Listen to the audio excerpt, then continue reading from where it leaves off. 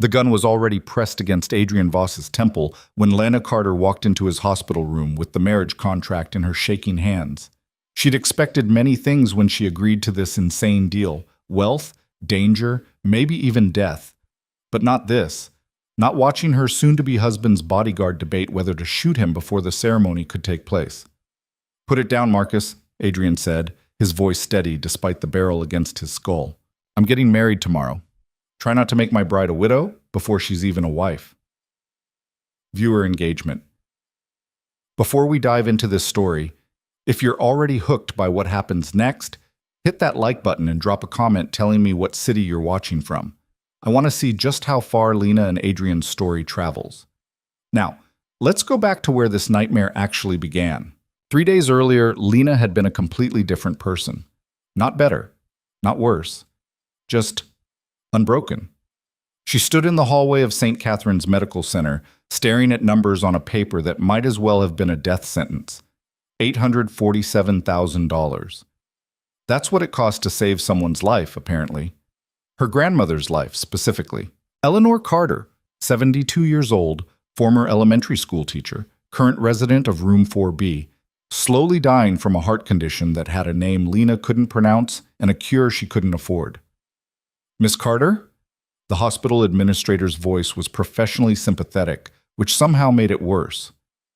"I understand this is difficult, but we need to discuss payment options." Payment options. As if Lena had options. As if her checking account balance of $1,247. 83 could be stretched into nearly $1 million through sheer force of will and creative budgeting. "I need more time," Lena said, hating how small her voice sounded. "Your grandmother needs surgery within the week. After that..." The administrator didn't finish. She didn't have to. Lena nodded mechanically and walked back toward room 4B, where her grandmother sat propped up against pillows, oxygen tubes in her nose. Reading a romance novel like this was just another Tuesday. "You look terrible, sweetheart," Eleanor said without looking up from her book. "Did they give you the number?" Don't, I'm old, not stupid. I know what hospitals cost." Eleanor finally lowered her book, and Lena saw something in her grandmother's eyes that made her chest hurt. Acceptance. "Maybe it's just my time." "Don't say that." Lena sat on the edge of the bed, careful not to disturb the IV lines. "I'll figure something out."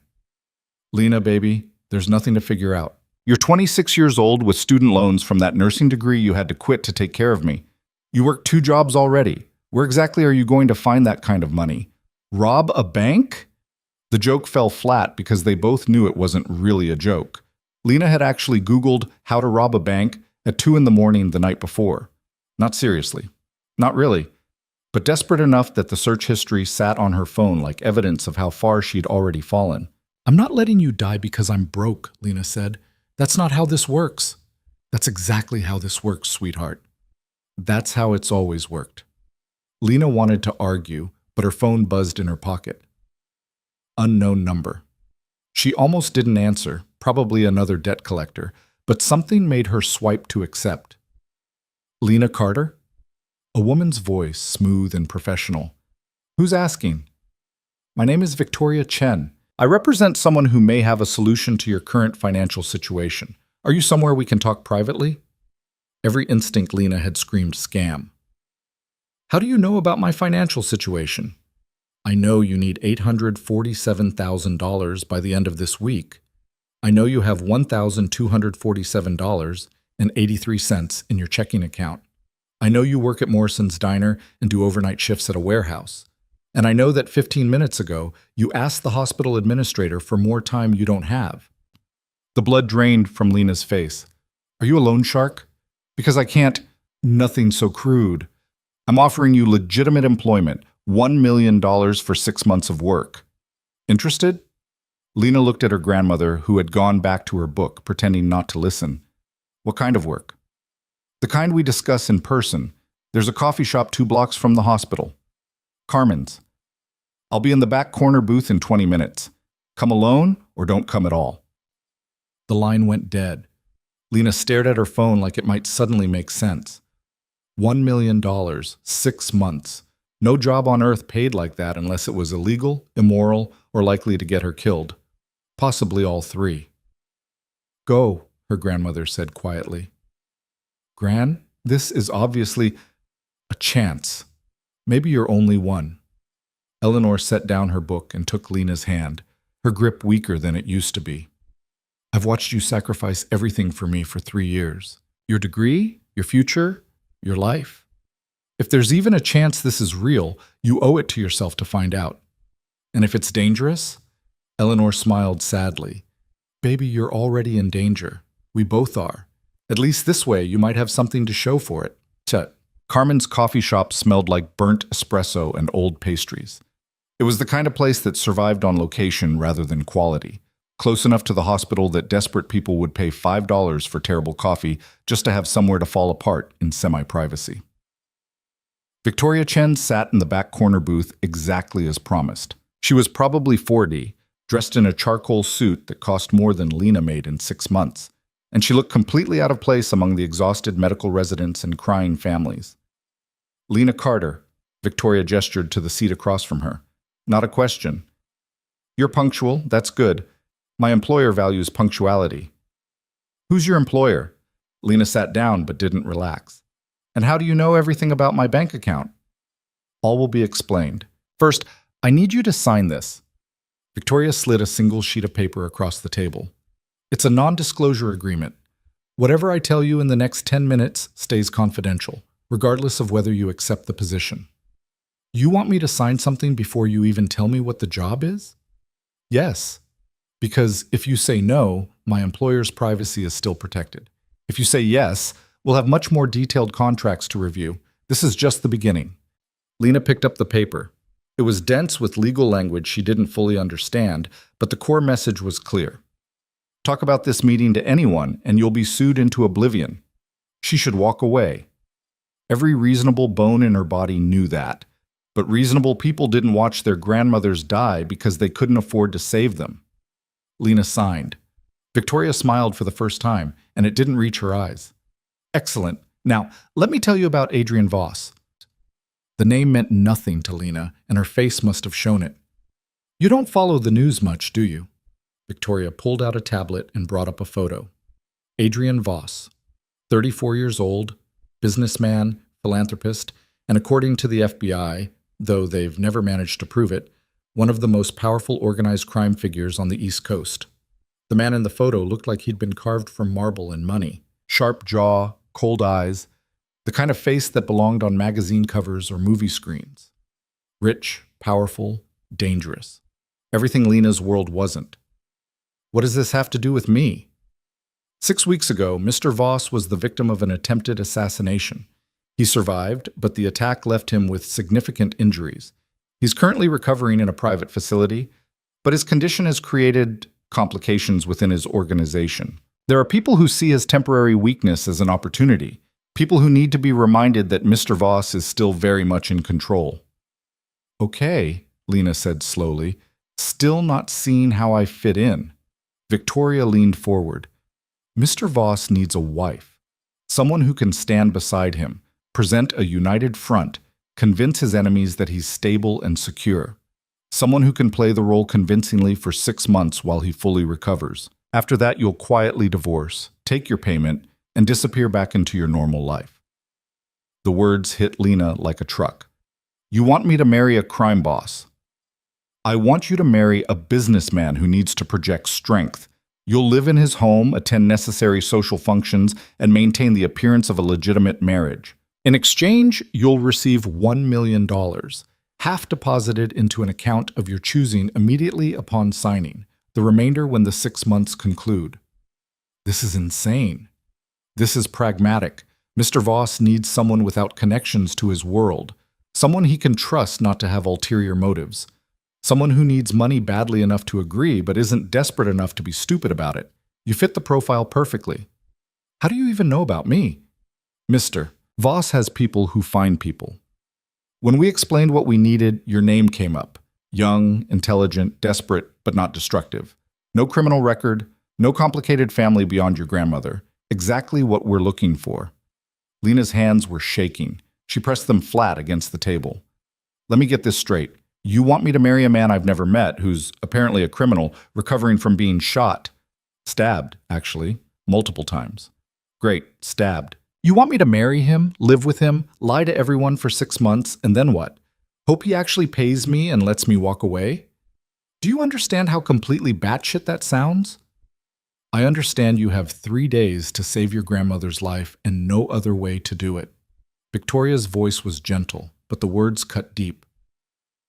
I also understand that Mr. Voss is many things, but he honors his contracts. You'll be protected, compensated, and released exactly as promised. You have my word. The word of a woman I met 20 minutes ago who works for a crime boss.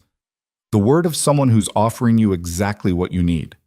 Victoria slid another paper across the table. This one was thicker, stapled, covered in tiny print. The actual contract. Take it home. Read it. You have 24 hours to decide. After that, we move on to someone else. And you watch your grandmother die knowing you had a choice.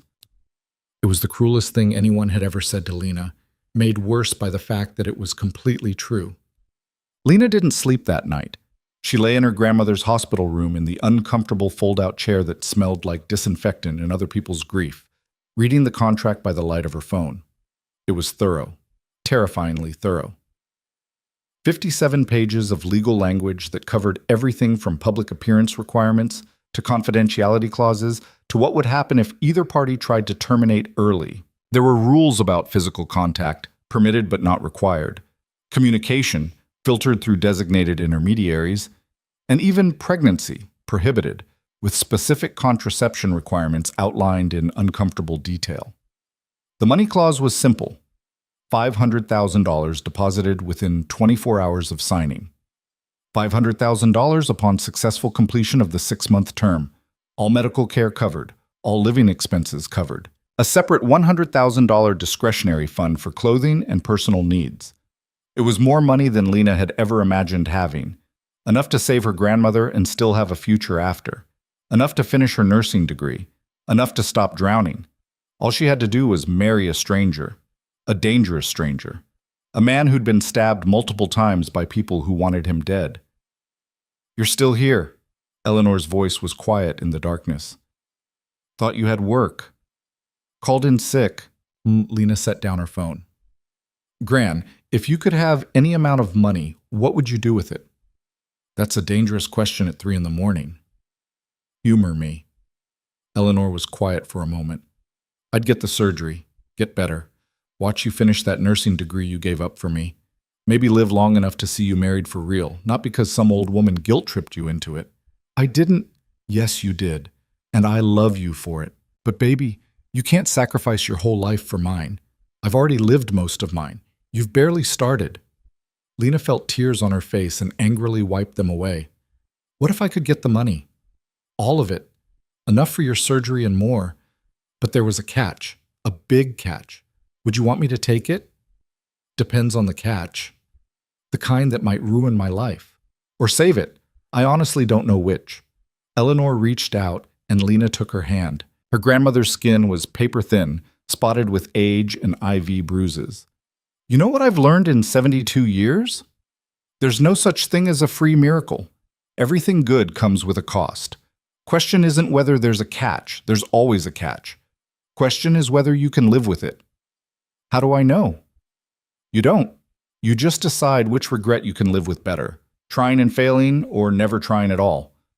Lena looked at the contract on her phone screen, 57 pages that would change everything. I need to tell you something, Lena said quietly, and you need to promise not to freak out. 22 hours later, Lena stood outside a building that looked like it was trying to intimidate people just by existing. Glass and steel, 30 stories of wealth and power in the financial district. The kind of place where security guards wore better suits than most people wore to weddings. The kind of place where Adrian Voss apparently kept an office, even though, according to Victoria, he was currently recovering in a private facility. Lena's phone buzzed. Victoria, penthouse level. Security is expecting you. The elevator ride felt like falling upward. Lena watched the numbers climb, each floor taking her further from the life she knew. She'd signed the contract that morning, hands shaking so badly she could barely hold the pen. Victoria had smiled, made a phone call, And within 6 hours, $500,000 had appeared in a bank account Lena didn't even know existed until Victoria gave her the login information. $500,000. She transferred it immediately to the hospital. Her grandmother's surgery was scheduled for the next day. Now all Lena had to do was meet her future husband and somehow survive the next 6 months. The elevator doors opened onto a space that looked more like a luxury apartment than an office. Floor-to-ceiling windows overlooked the city. Minimalist furniture that probably cost more than cars. And standing in the center of it all, a man who looked nothing like his photo. Adrian Voss was alive, but barely. He stood with the help of a cane, his left side clearly damaged. His face was harder than in the picture, carved with pain and something that looked like barely controlled rage. A scar ran from his temple to his jaw, fresh enough that the edges were still pink. He looked at Lena like she was a problem he was trying to solve. "You're shorter than I expected," he said. His voice was rough, like he'd been screaming or stabbed in the lung. "And younger." "You're more stabbed than I expected," Lena shot back before she could stop herself. Something flickered in his eyes. Amusement, maybe, or just surprise that she'd talked back. "Victoria said you were direct. I appreciate that. I don't have time for people who waste my time with pleasantries." "Good, because I don't have any pleasantries for you." Adrian moved toward a chair, each step looking like it cost him. Lena fought the instinct to help. The contract had been very clear about boundaries. He sat down carefully, his jaw tight. "You signed the contract." "I needed the money." "Obviously. And now you're here, which means you're either very brave or very stupid. I haven't decided which yet." Option 3. Very desperate. Desperation makes people unpredictable. Unpredictable people are dangerous. Lena crossed her arms. "You're the one who sent someone to find a desperate person to marry you. If you wanted predictable, you should have hired an actress. Actresses lie for a living. I need someone who will be honest, at least with me. Can you do that?" "Depends, can you?" Adrian stared at her for a long moment. Then, unexpectedly, he laughed. It sounded painful, and he pressed a hand to his side. "Victoria warned me you had a mouth on you, said it might be a problem. Is it?" "I don't know yet." He gestured to the chair across from him. "Sit. We need to establish ground rules before this goes any further." Lena sat, perched on the edge of the chair like she might need to run. The contract was 57 pages of ground rules. The contract covers legalities. I'm talking about the reality of living together. You need to understand what you're walking into.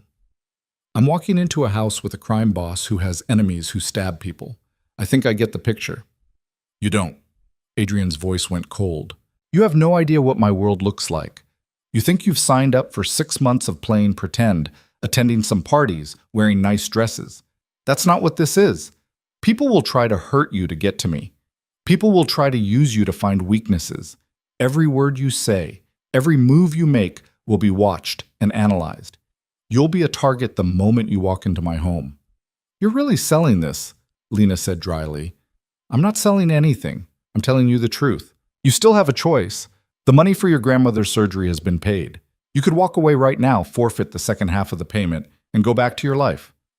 Lena thought about her life. 2 jobs, crushing debt, no future beyond survival. "And my grandmother?" "The surgery payment is non-refundable. I keep my word, even when other people don't keep theirs." It would have been noble if it didn't sound like a threat. Lena met his eyes, cold, calculating, the eyes of someone who'd done things she probably didn't want to know about. "I'm not walking away." "Why not?" "You have what you needed." "Because I need more than just one surgery. I need to not be drowning anymore. I need a chance at something better. And because—" She hesitated, then pushed forward. "Because I don't break my word either. I signed that contract, which means I'm yours for 6 months. That's the deal." Something shifted in Adrian's expression. "I'm not sure you understand what you just said." "I said I'm keeping my word." "You said you're mine." He leaned forward slightly, ignoring the obvious pain it caused. "That's different. That means when people come after me, and they will, they'll come after you too. It means when I need you to play the devoted wife at events filled with people who've killed for less than what you're getting paid, you smile and you don't flinch. It means living in my home, following my rules, and trusting that I'll protect you, even though you have no reason to trust me at all. I don't trust you, Lena said honestly, but I trust that you need this arrangement as much as I do. You're not going to let anything happen to me because that would ruin whatever you're trying to accomplish. Self-interest. It's more reliable than trust. Adrian smiled, and it wasn't a nice smile. You're smarter than Victoria gave you credit for. That's either going to make this easier or much, much harder. When do we start? The wedding is in 3 days. You'll move into my home tomorrow. Tonight, you'll meet some of my people, the ones who need to believe this is real. Think you can handle that? Lena thought about her grandmother in that hospital bed, about the surgery happening tomorrow that wouldn't be happening without this deal. I can handle whatever I have to. We'll see. Adrian reached for his cane, preparing to stand. One more thing, Lena. The people in my world are very good at spotting lies. If you can't sell this, if you can't convince them that you actually want to be here, they'll tear you apart looking for the truth. Are you prepared for that? Are you prepared for me to tell them exactly what I think of you? That might actually help.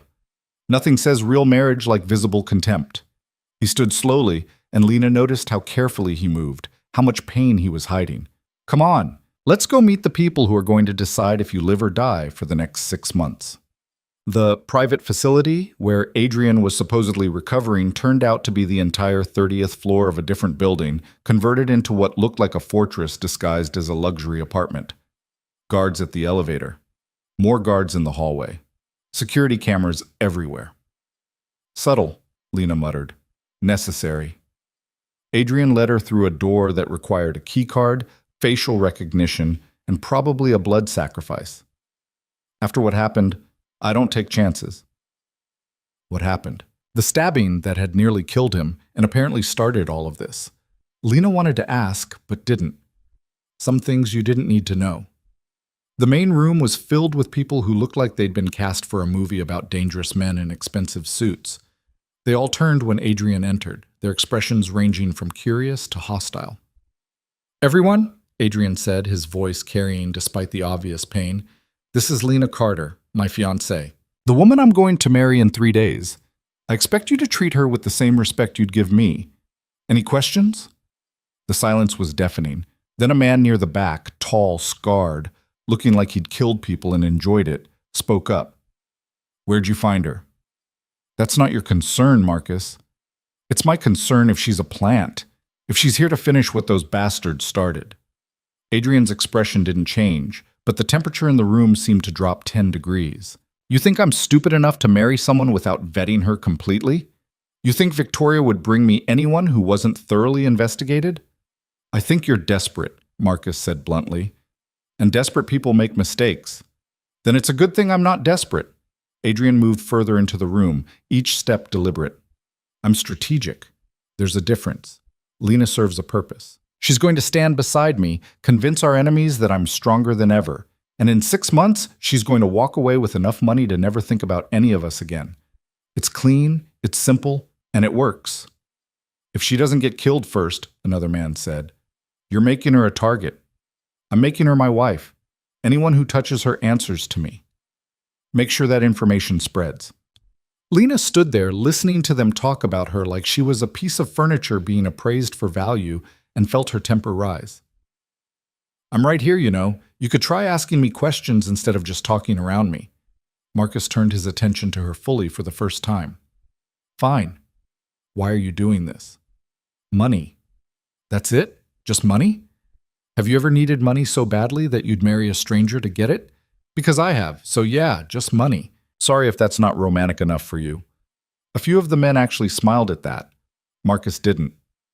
You understand what you're walking into? A house full of criminals who might try to kill me. Your boss made that very clear. And you're still here. I'm still here.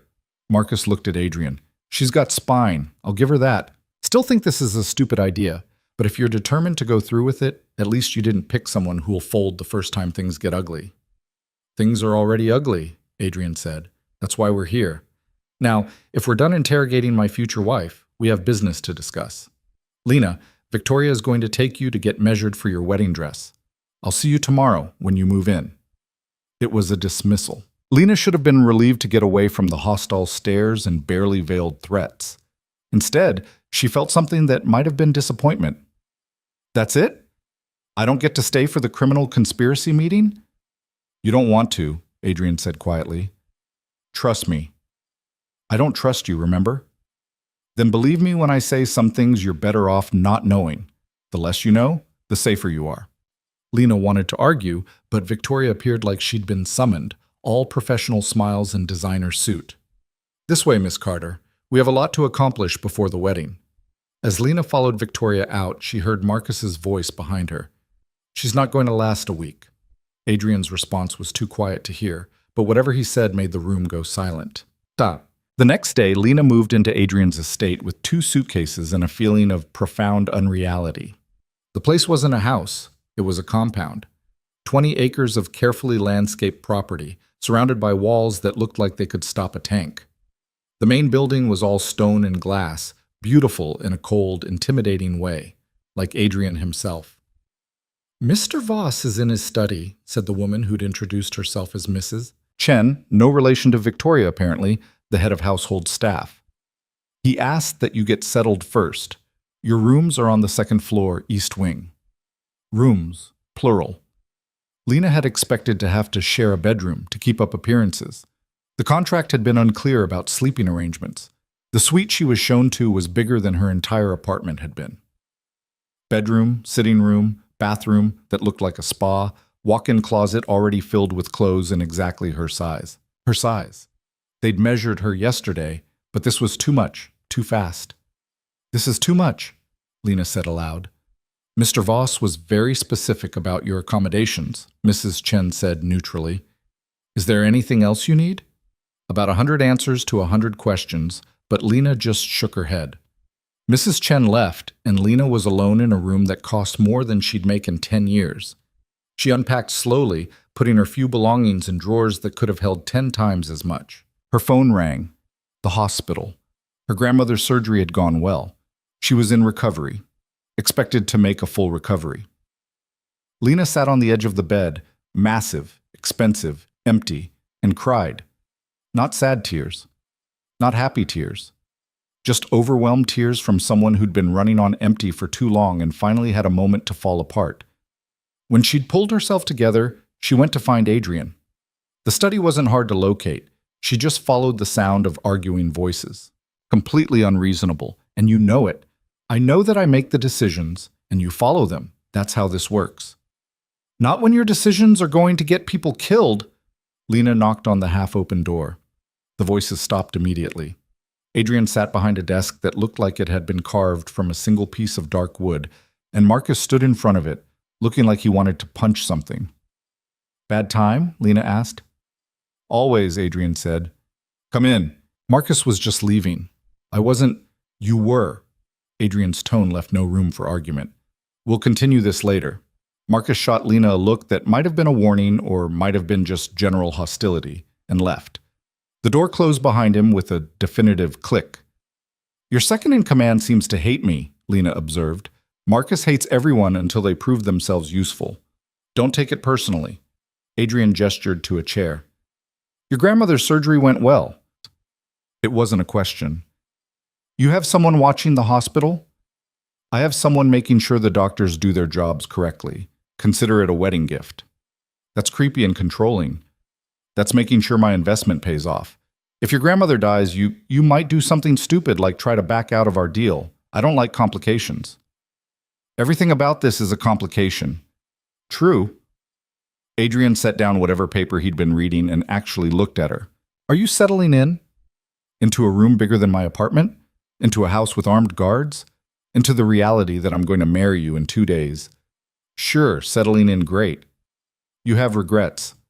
I have a lot of things. Regrets is probably one of them. But I'm here, aren't I? For now.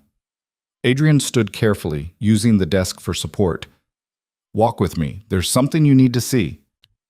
He led her through the house, more like a museum than a home, filled with art and antiques and things that screamed money, to a room that looked like a security center. Monitors covered one wall, showing camera feeds from what had to be every corner of the property. This is what keeps me alive, Adrian said quietly. Constant surveillance, constant awareness. Nothing happens on this property that I don't know about. And starting tomorrow, that includes you. You're going to watch me? I'm going to protect you. There's a difference. But yes, your movements will be monitored. Your phone calls will be filtered through secure lines. Your internet access will be limited. You're not a prisoner, but you're not free either. Do you understand? Lena stared at the monitors, seeing herself on one of them, a small figure in a massive house. This is insane. This is survival. And for the next 6 months, your survival is tied to mine. I take that seriously. Why? The question came out sharper than she intended. Why go through all this? Why not just hire actual security? Why do you need a wife? Adrian was quiet for a long moment. Then, because my enemies think I'm weak. They think the attack broke me. A man who can't even keep himself safe, how can he run an empire? But a man who's getting married, who's planning a future, who's strong enough to bring someone into his life, that's a different message. You're using me as propaganda. I'm using you as proof that I'm still in control. It's not personal. Everything about this is personal, Lena said. You're asking me to live with you, to stand beside you, to let people think we're in love. You can't pretend that's not personal. I can pretend anything if it keeps me alive. The question is, can you? Lena looked at him, really looked at him, saw the pain he was hiding, the anger, the absolute refusal to show weakness even when he could barely stand without support. You're terrified, she said softly. You're absolutely terrified that they're right, that you are weak now. Adrian's jaw tightened. Get out. What? Get out of this room, now. Lena should have listened, should have walked away. Instead, she stepped closer. I'm right, aren't I? That's what this is really about, not fooling your enemies, fooling yourself. You don't know anything about me. I know you got stabbed nearly to death, and you're still trying to act like you're invincible. I know you can barely walk without that cane, but you're too proud to use it in front of your people. I know. Adrian moved faster than she thought he could, closing the distance between them. For a second, Lena thought he might actually hurt her. But he just stood there, breathing hard, close enough that she could see the scar on his face in perfect detail. Don't, he said, his voice low and dangerous. Presume to understand me. You're here for 6 months. You'll play your part, take your money, and leave. That's the arrangement, nothing more. Then maybe you should stop looking at me like I'm something more than an arrangement, Lena shot back. They stood there frozen in a moment that felt like standing on the edge of something neither of them wanted to fall into. Then Adrian stepped back, his expression shutting down. The wedding is the day after tomorrow. 10 a.m., private ceremony, minimal guests. Victoria will brief you on what to expect. Until then, stay in your wing of the house. Don't wander. Don't ask questions. Just stay out of my way. He left without waiting for a response, moving slower than he'd arrived, the pain catching up with him. Lena stood alone in the security room, surrounded by monitors showing empty hallways and guards at posts and a life she'd stepped into with no idea how to step back out. Her phone buzzed, a text from the hospital. Your grandmother is awake and asking for you. Lena left the monitors behind and went to find the nearest exit. She had less than 2 days before she married a stranger who looked at her like she was both his salvation and his doom. Might as well spend them with the only person in her life who still felt real. The wedding happened in a room that felt more like a courthouse than a chapel. No flowers, no music, no pretense that this was anything other than a transaction being made legally binding. Just Adrian standing at the front with his cane, Lena walking toward him in a dress that cost more than her car used to, and a judge who looked like he'd rather be anywhere else.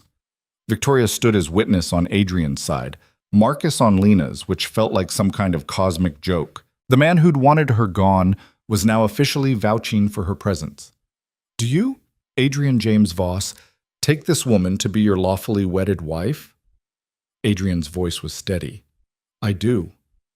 The judge turned to Lena, and suddenly this felt very real. Not the ceremony, that was still sterile and wrong, but the weight of what she was doing, the absolute insanity of legally binding herself to a man who'd threatened her just yesterday, who looked at her like she was a problem he couldn't solve. Do you, Lena Marie Carter, take this man to be your lawfully wedded husband? Her grandmother's face flashed through her mind. Awake, alive, recovering. Worth it. This was worth it. I do. The rings were platinum, expensive, cold against her skin. Adrian slid hers on with hands that didn't shake, didn't hesitate. When it was Lena's turn, she noticed the slight tremor in his left hand, the side that had been damaged, and something in her chest twisted. You may kiss the bride. Adrian leaned in, and Lena realized they hadn't discussed this part, hadn't practiced, hadn't prepared. His lips touched hers for exactly 2 seconds, professional and distant, and then it was over.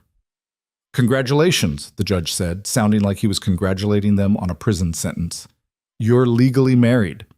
Marcus was the first to speak after the ceremony ended. Well, that was romantic. Shut up, Marcus, Adrian said without heat.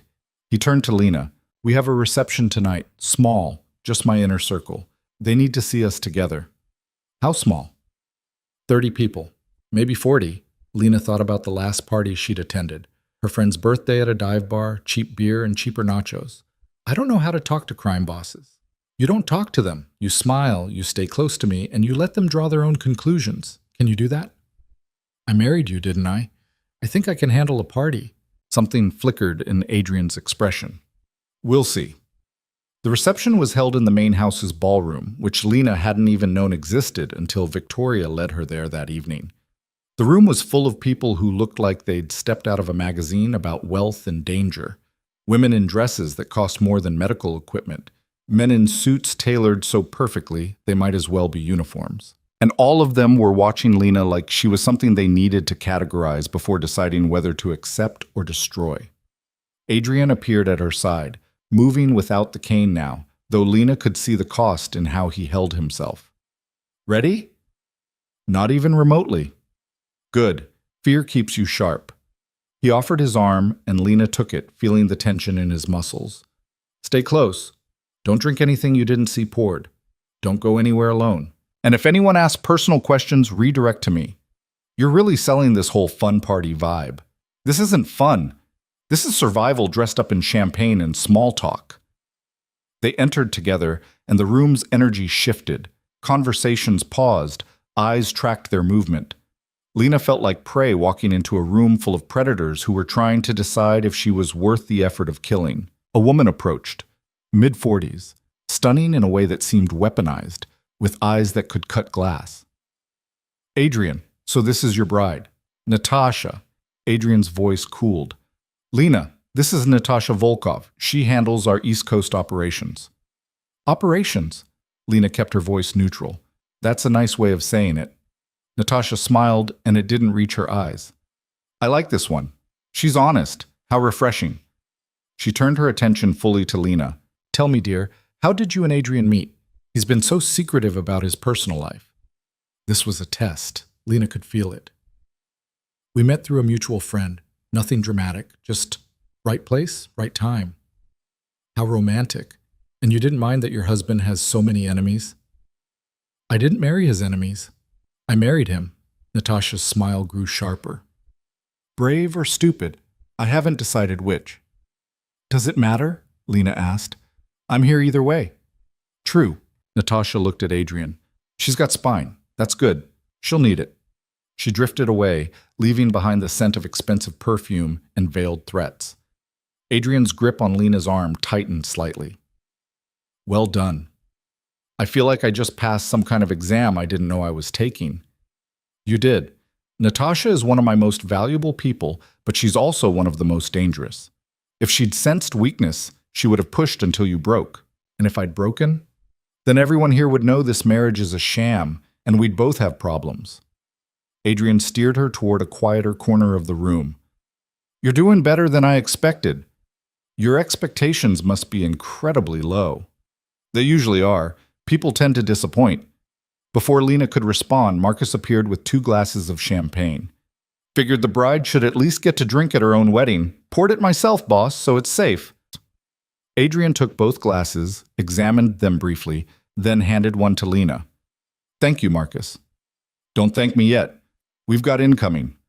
Marcus nodded toward the entrance, where a man was arriving late, flanked by his own security. That's Dmitry Kozlov, controls the waterfront operations. Also happens to be the one who ordered the hit on you. Lena's hand tightened on her champagne glass. The one who stabbed you is here? At our wedding? Allegedly ordered the hit, Adrian corrected. No proof. And yes, he's here because keeping your enemies close is better than wondering what they're planning. Dmitri was tall, built like someone who'd done his own violence before hiring people to do it for him. He spotted Adrian and smiled, heading straight toward them. Adrian, congratulations on your marriage. I was surprised to hear the news. Surprised you were well enough to stand for a ceremony. I'm resilient. Adrian's voice was pleasant, but there was steel underneath. Dmitri, this is my wife, Lena. Dmitri's eyes swept over Lena in a way that made her skin crawl. Beautiful. Tell me, my dear, does your husband tell you about his business, about the dangerous world he's brought you into? He tells me what I need to know, Lena said carefully. And what do you think you need to know? Lena looked at Adrian, then back at Dmitri. Fuck it. I know that someone tried to kill my husband and failed. I know that whoever did it is probably scared now, because Adrian's still here and getting stronger every day. And I know that I'm not going anywhere, which means anyone who comes after him has to go through me first. The silence that followed was profound. Then Dmitri laughed, loud and genuine. She's fierce. Adrian, you've done well. A wife with fire. Very impressive. I don't keep weak things around me, Adrian said quietly. You should remember that. The threat hung in the air between them, barely disguised. Dmitri's smile didn't waver, but something changed in his eyes. Of course. Well, I should pay my respects to the other guests. Congratulations again. When he was gone, Lena let out a breath she didn't know she'd been holding. Did I just make that worse? No. Adrian was looking at her with something that might have been respect. You made it better. He expected you to be scared, pliable. Instead, you showed teeth. That matters here. I was terrified. I know. But you didn't show it. That's the difference. Adrian set down his untouched champagne.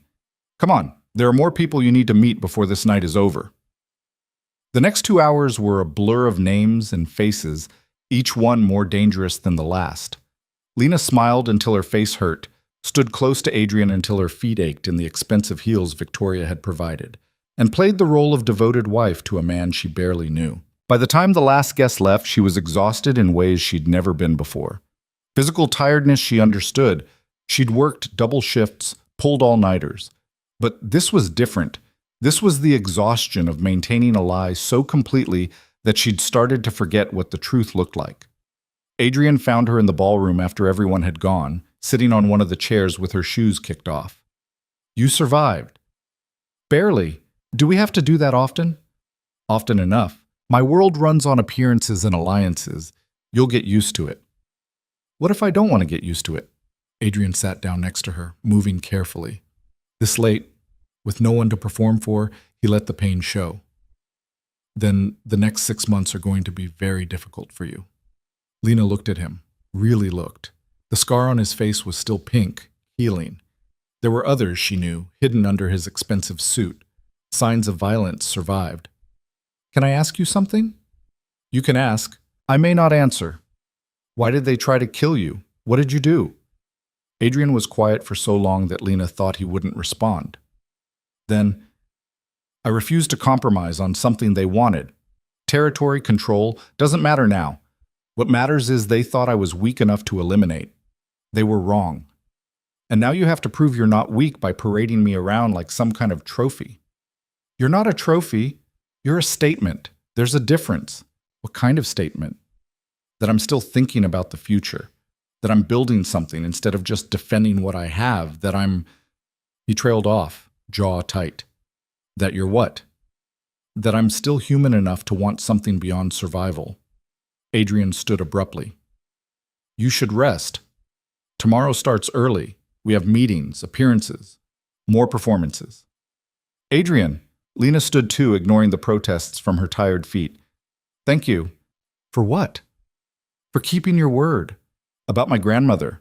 About protecting me tonight. About all of this. Something complicated crossed his face. Don't thank me yet. We're just getting started.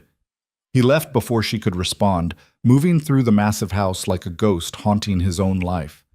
Lena made her way back to her room, past security guards who nodded respectfully, through hallways that still felt like a museum. Her phone buzzed with a text from her grandmother. "How was your wedding, sweetheart?" Lena had told her the basics. Met someone, fell fast, getting married quickly. Her grandmother thought it was a whirlwind romance. She had no idea it was a business transaction. "Beautiful," Lena typed back. "I'll tell you all about it tomorrow." She fell asleep in a bed that cost more than she'd made in years, wearing a ring that bound her to a stranger, and dreamed of guns pressed to temples and men who smiled while planning murder. The next morning started with a knock on her door at 6 a.m. Victoria, impeccably dressed as always, holding a tablet and looking like she'd been awake for hours.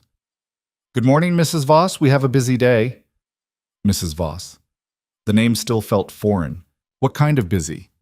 "Adrian has a meeting with potential investors at 9. You'll need to be there, appropriately dressed. I've laid out options in your closet. After that, lunch with Natasha and several other key women in the organization. They want to get to know you better." Lena groaned. "That sounds like torture." "It's necessary. These women are powerful in their own right. If they accept you, others will follow. If they don't..." Victoria didn't need to finish that sentence. "Right, acceptance or death. Got it." "I wouldn't put it quite so dramatically, but yes, essentially." Victoria consulted her tablet. "There's also a security briefing at 2 p.m. You need to learn the protocols for moving around the property and in public." Adrian was quite insistent about that. "He thinks someone's going to try to kill me. He thinks someone's going to try to use you to get to him, which amounts to the same thing. Now breakfast is in 30 minutes. I suggest you don't keep Mr. Voss waiting. He's particular about punctuality." The breakfast room was smaller than Lena expected, almost intimate compared to the rest of the house. Adrian sat at the head of a table that could seat 12, reading something on his phone, a cup of coffee at his elbow. He looked up when Lena entered. "You're on time." "Good." "Victoria scared me into it." "Victoria's good at that." He gestured to a seat near him. "Eat something." "You barely touched anything at the reception." "I was too busy trying not to get metaphorically murdered." "Today you get to try not to get literally murdered. Progress." There might have been humor in his voice. Might have been. A staff member appeared with food, eggs, toast, fruit that looked too perfect to be real. Lena ate mechanically, aware of Adrian watching her. "You did well yesterday," he said finally. "Better than I expected." "You keep saying that. Your expectations are depressing." "Most people would have crumbled under that kind of pressure. You held your ground." "I was faking it." "Everyone's faking it. The ones who survive are just better at not showing it." Adrian set down his phone. "The meeting today is important. These investors fund legitimate business ventures that we use to launder money?" His expression hardened. "You don't know anything about my business." "I know enough to guess." "You're not going to lecture me on financial details, are you? Because that wasn't in the contract." "The contract says you attend necessary functions. This is necessary. You sit, you smile, you let them think I'm stable enough to manage both an empire and a marriage. That's all. Your expectations really are depressing." The meeting was held in a conference room that looked like it belonged in a corporate headquarters, not a crime boss's house. 10 men in expensive suits, all watching Adrian like they were waiting for him to fail, and Lena like she was an exotic animal brought in for their amusement. Adrian introduced her simply. "My wife, Lena." No explanation, no backstory, just her presence as proof of whatever he was trying to prove. The meeting itself was brutally boring. They discussed profit margins and investment returns and expansion opportunities, all in language so coded that Lena couldn't tell what was legitimate and what was criminal. She sat next to Adrian, maintaining the posture Victoria had drilled into her, attentive but not intrusive, present but not demanding attention. Halfway through, Adrian's hand cramped. Lena saw it happen. The sudden tension, the way his left hand spasmed and he had to set down his pen. No one else seemed to notice, or if they did, they pretended not to. Without thinking, Lena reached under the table and took his hand, working her thumbs gently against the cramped muscles. Adrian went rigid, but he didn't pull away. Slowly, the cramp eased. When the meeting ended and the investors left, Adrian finally spoke. "You didn't have to do that." "You were in pain." "I'm always in pain. I've learned to manage it." "Clearly." Lena stood, her back aching from sitting perfectly still for 2 hours. You're welcome, by the way. I didn't thank you. I noticed. Adrian looked at her, and for just a moment, his carefully controlled expression cracked. This is harder than I expected. The recovery? Having someone see it. He picked up his cane, which he'd hidden under the table. You should go. Natasha's waiting. Lunch with Natasha and 3 other women was exactly as terrible as Lena had feared. They sat in a private room at a restaurant that probably didn't have prices on the menu, eating food that was more art than sustenance, and asked questions designed to find weaknesses. So tell us about yourself, Lena, said a woman named Irina, who wore diamonds like armor. Where did you grow up? Nowhere interesting. Family? Just my grandmother. How convenient. Natasha's smile was sharp. No complicated family ties, no messy history. Almost like you were chosen specifically for your lack of connections. Lena met her eyes. Almost like Adrian wanted someone who wouldn't bring drama to an already dramatic situation. Or someone who wouldn't be missed if something happened to her, another woman, Sophia, suggested lightly. The threat was barely veiled. Lena set down her fork carefully. If something happens to me, my grandmother knows exactly where I am and who I'm with. So does my lawyer. So missing me would definitely be noticed. It was a bluff. Lena didn't have a lawyer. But these women didn't know that. Natasha laughed. I like her. She's smarter than she looks. I'm not sure that's a compliment, Lena said. It wasn't meant to be insulting, but you should know we protect our own here. Adrian is one of ours. If you hurt him, if you betray him, if you prove to be anything other than what you claim, Natasha leaned forward slightly. Well, let's just say you wouldn't be the first problem we've solved permanently. Lena's heart was racing, but she kept her voice steady. Good thing I'm not planning to be a problem then. Plans change. Irina waved for more wine. People disappoint, especially when money's involved. I'm being paid to do a job, Lena said. I'm doing it. That's the arrangement. So cold, Sophia observed. No love at all? Love wasn't in the contract. The women exchanged glances. Then Natasha raised her glass. To honest marriages.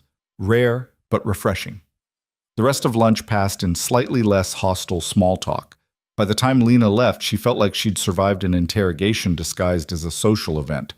Marcus was waiting outside. You're still alive. That's promising. They threatened to kill me. Yeah, they do that. Means they're taking you seriously. If they didn't care, they wouldn't bother threatening.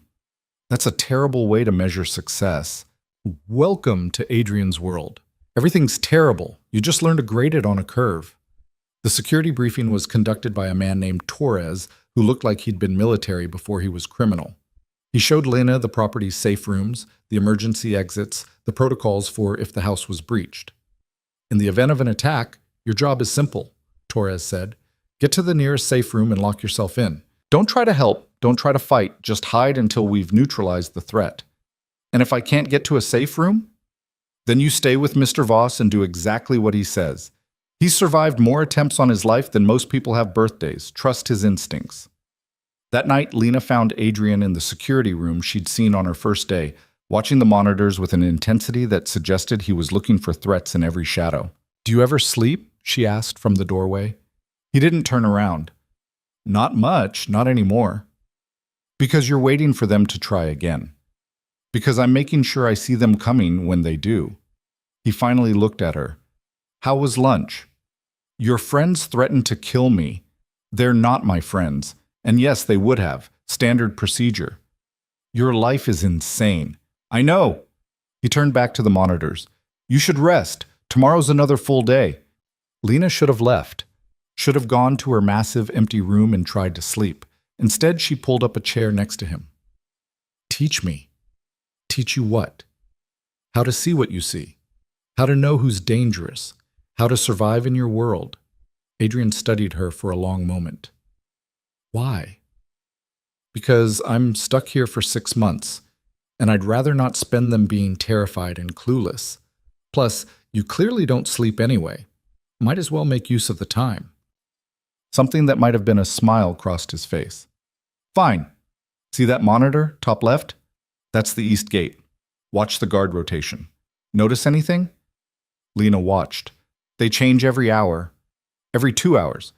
But watch Johnson there. He checks his phone every 15 minutes, creates a pattern, a weakness. You think your own guards are weaknesses? I think everyone has patterns, and patterns can be exploited. That's how they got to me. Found a pattern in my routine and used it. How did they do it? Lena asked quietly. If you don't mind me asking. Adrian was silent for a long time. When he finally spoke, his voice was distant. I used to go to a gym. Same time, same days. Thought I was being careful, but careful isn't enough when someone's patient. They waited 6 months, learned every detail, and struck when I was most vulnerable. 3 men, 8 stab wounds. I survived because Marcus got there in time, but it was close. Closer than I like to think about. I'm sorry. Don't be sorry. Be smart. Learn from my mistakes. They sat there for hours, Adrian teaching Lena to read the monitors, to notice inconsistencies, to think like someone looking for vulnerabilities. It was strange and intimate in a way their actual wedding hadn't been. No performance, no audience, just 2 people trying to survive the same dangerous world. Around 3 a.m., Lena finally stood to leave. Thank you for this. You're surprisingly easy to talk to, Adrian said, sounding almost surprised by the admission. Most people are either afraid of me or trying to use me. You're just here. Where else would I be? I'm contractually obligated to be here. You could be in your room, avoiding me, counting down the days until this is over. I am counting down the days. I'm just not avoiding you while I do it. Adrian almost smiled. Almost. Good night, Lena. Good night, Adrian. As she left, she heard him go back to watching the monitors, waiting for threats that might never come, unable to stop looking, even though it was destroying him from the inside. Lena fell asleep that night thinking about a man so broken by violence that he couldn't close his eyes without seeing enemies in every shadow, and wondering what it said about her that she was starting to understand exactly how he felt. The routine settled in faster than Lena expected. Mornings with Adrian reviewing security footage and discussing threats both real and imagined. Afternoons attending meetings where men in expensive suits talked in code about things Lena was learning to decode. Evenings alone in her suite, talking to her grandmother on the phone and pretending everything was normal. 3 weeks into the marriage, Adrian could walk without the cane for short distances. Lena noticed because she'd started cataloging his recovery like data points in a study she couldn't abandon. The way his left hand trembled less when he signed documents, how he could stand through entire meetings now without his jaw going tight from pain. Small victories that he never acknowledged, but that Lena saw anyway. You're staring, Adrian said one morning, not looking up from the contract he was reading. They were in his study, Lena supposedly reviewing the guest list for an upcoming reception while actually watching him work. I'm observing. There's a difference. Observing what? You're getting better. Stronger. The physical therapy is working. Adrian finally looked at her. You pay attention to things you shouldn't. Should I pretend not to notice? Would that make you more comfortable? Nothing about this makes me comfortable. He set down the contract. But yes, the therapy is working. Slowly. Too slowly for my liking, but Torres says I'm ahead of schedule. Torres would say that even if you weren't. He's terrified of you. Everyone's terrified of me. That's the point. I'm not terrified of you. Adrian's expression shifted into something Lena couldn't read. You should be.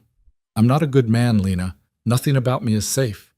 I never asked for safe. I asked for honest. Honest and safe are usually the same thing in my world. The truth gets people killed. Before Lena could respond, Marcus burst through the door without knocking. We've got a problem. Adrian was on his feet immediately, his body language shifting from almost relaxed to completely alert. What kind of problem? Dimitri's making moves. Just pulled 3 of our suppliers, redirected shipments to his own operations. He's testing boundaries. How much did we lose? 200,000 this week. Could be more if he keeps pushing. Adrian's jaw tightened. Set up a meeting tomorrow. I want to look him in the eye when I remind him what happens when people test me. Boss, you sure that's smart? You're still what, Marcus? Still recovering? Still weak? Adrian's voice went cold. That's exactly why I need to do this. Show him and everyone else that I'm done being patient. Marcus looked like he wanted to argue, but knew better. I'll set it up. You want Lena there? Both men turned to look at her. Lena had frozen in her chair, suddenly very aware that she was watching something shift from theoretical danger to actual violence. No, Adrian said firmly. This meeting is just business. Dimitri's going to ask why your wife isn't there, Marcus pointed out. Might look like you're hiding her, like you don't trust her. I don't care how it looks. You should. Appearances are everything right now. Marcus glanced at Lena. Besides, she handled herself at the wedding reception. Maybe it's time to see how she does in a real negotiation. Adrian stared at Marcus like he'd suggested something insane. Absolutely not. Why not? Lena heard herself ask. If I'm supposed to be your wife, shouldn't I be at your side for important meetings? This isn't a social event. This is me potentially having to threaten a man who already tried to kill me once. You don't need to be there for that. But I need to be there for everything else? I need to smile at parties and have lunch with women who threaten me and play the devoted wife for investors, but when things get real, I'm suddenly too delicate? It's not about delicate. It's about dangerous. Everything about this is dangerous. Lena stood up, surprising herself with the intensity of her own frustration. You keep treating me like I'm some fragile thing that needs protecting, but you're the one who dragged me into this world. You don't get to pick and choose when I'm strong enough to handle it. The silence that followed was tense. Marcus looked between them like he was watching a bomb decide whether to explode. Finally, Adrian spoke, his voice carefully controlled. If you come to this meeting, you follow my lead. You don't speak unless I tell you to. You don't react, no matter what you hear. Can you do that? Yes. I mean it, Lena. Dimitri is not like the investors or Natasha's circle. He's the man who ordered my death. If he senses any weakness, any hesitation, he'll use it. I understand. Adrian studied her for a long moment. Fine. But you stay next to me the entire time. Marcus, set it up for tomorrow, 2 p.m. Neutral location, our security. After Marcus left, Adrian turned to Lena. You have no idea what you just agreed to. Then maybe you should tell me. He moved to the window, looking out over the grounds. Dimitri doesn't negotiate. He postures, he threatens, and he watches for any sign that you're weak enough to exploit. This meeting is theater. I remind him that crossing me has consequences. He reminds me that he's still powerful enough to be a threat. We dance around actually killing each other because all-out war would be expensive for everyone. But make no mistake, if he thought he could take me out without consequences, he'd do it in a heartbeat. And you want me there for this? No. I don't want you anywhere near this. But Marcus is right. If I exclude you, it looks like I'm protecting you, which means you're a vulnerability. If you're there, it sends a message that you're part of this, that attacking you means attacking me directly. So I'm bait. You're a statement. Adrian turned back to face her. There's a difference. You keep saying that, but I'm not sure I believe you anymore. The next day, Victoria appeared with another outfit. This one less cocktail party, more boardroom warrior. Black suit, severe lines, the kind of thing that said professional and untouchable. Mr. Voss wants you to look strong, Victoria explained. Not decorative. You're attending a business meeting, not a social event. Lena looked at herself in the mirror and barely recognized the woman staring back. I look like I'm about to fire someone. Good. That's the energy we want. The meeting was held in a private dining room at a hotel downtown. Neutral ground, as Adrian had said, though Lena noticed their security stationed at every entrance. Marcus stood behind Adrian's chair like a sentinel. Lena sat next to Adrian, close enough to present a united front, far enough to not seem clingy. Dimitri arrived 10 minutes late, a power play, Adrian had warned, with his own security detail and an expression that suggested he was looking forward to this confrontation. Adrian, you're looking well. Much better than the last time I saw you in a hospital bed. The smile that accompanied this was sharp enough to cut. Funny, I don't remember you visiting. Adrian's voice was pleasant, but there was an edge underneath. Must have been someone else's hospital room. Must have been. Dimitri's eyes slid to Lena. And the beautiful bride, still playing house with our friend here? Still married to my husband, Lena said evenly, remembering Adrian's instruction to stay quiet, but unable to let that particular jab pass. Still very much here. Dimitri's smile widened. She speaks. How refreshing. Most wives in our world know to stay silent. Most wives in your world probably have better sense than to marry in the first place. Lena replied. Adrian's hand moved under the table, finding Lena's, a warning squeeze. She squeezed back but didn't break eye contact with Dmitri. I like her, Dmitri said, though his tone suggested he meant the opposite. Very spirited. Tell me, does she know what you really do, Adrian? Or have you fed her the same sanitized version you give to investors? She knows enough, Adrian said. Now, shall we discuss why you're redirecting my suppliers, or are we going to waste time with small talk? Ah, yes, business. You always were impatient with pleasantries. Dmitri settled into his chair like he owned it. The suppliers came to me with better offers. I simply provided them with opportunities you couldn't. You mean you undercut my prices and threatened their families if they didn't comply? I mean, I showed them that there are alternatives to your declining empire. The temperature in the room dropped. Adrian's hand was still on Lena's, and she felt his grip tighten. My empire is far from declining, Adrian said quietly. A temporary setback doesn't mean weakness. It means I'm eliminating problems and consolidating power. By marrying a civilian, by hiding in your fortress pretending to be a legitimate businessman? Dmitri leaned forward. We both know what you are, Adrian, and we both know you're not as strong as you used to be. Then it's a good thing strength isn't just physical. Adrian released Lena's hand and placed both of his on the table, deliberately casual. You took my suppliers, fine. I'll take 3 of yours. You want to play games about territory? I'll remind you that I still control 70% of the distribution network in this city. You control what? 15%? 20% on a good day? Percentages change. Not as fast as you'd like. Adrian stood slowly, and Lena noticed he didn't use the table for support. Pure will keeping him steady. Here's what's going to happen. You're going to return my suppliers, with an apology. You're going to remember that I've been more than generous in letting you operate in my territory, and you're going to stop testing me before I stop being patient. Dmitri didn't stand. And if I don't? Then you'll find out exactly how strong I still am. And trust me, Dmitri, you won't like the answer. The silence that followed was suffocating. Lena forced herself to breathe normally, to not show the fear crawling up her spine. These men were talking about violence with the same casual tone other people used to discuss the weather. Finally, Dmitri stood. I'll consider your request. It wasn't a request. Everything's a request when you don't have the power to enforce it. Dmitri buttoned his suit jacket. But I'll give you credit, Adrian. You're putting on a good show. The wife, the recovery, the threats. Very convincing. Almost makes me forget that you're one bad day away from collapse. He left before Adrian could respond, his security following like shadows. Marcus moved immediately to Adrian's side. Boss, you okay?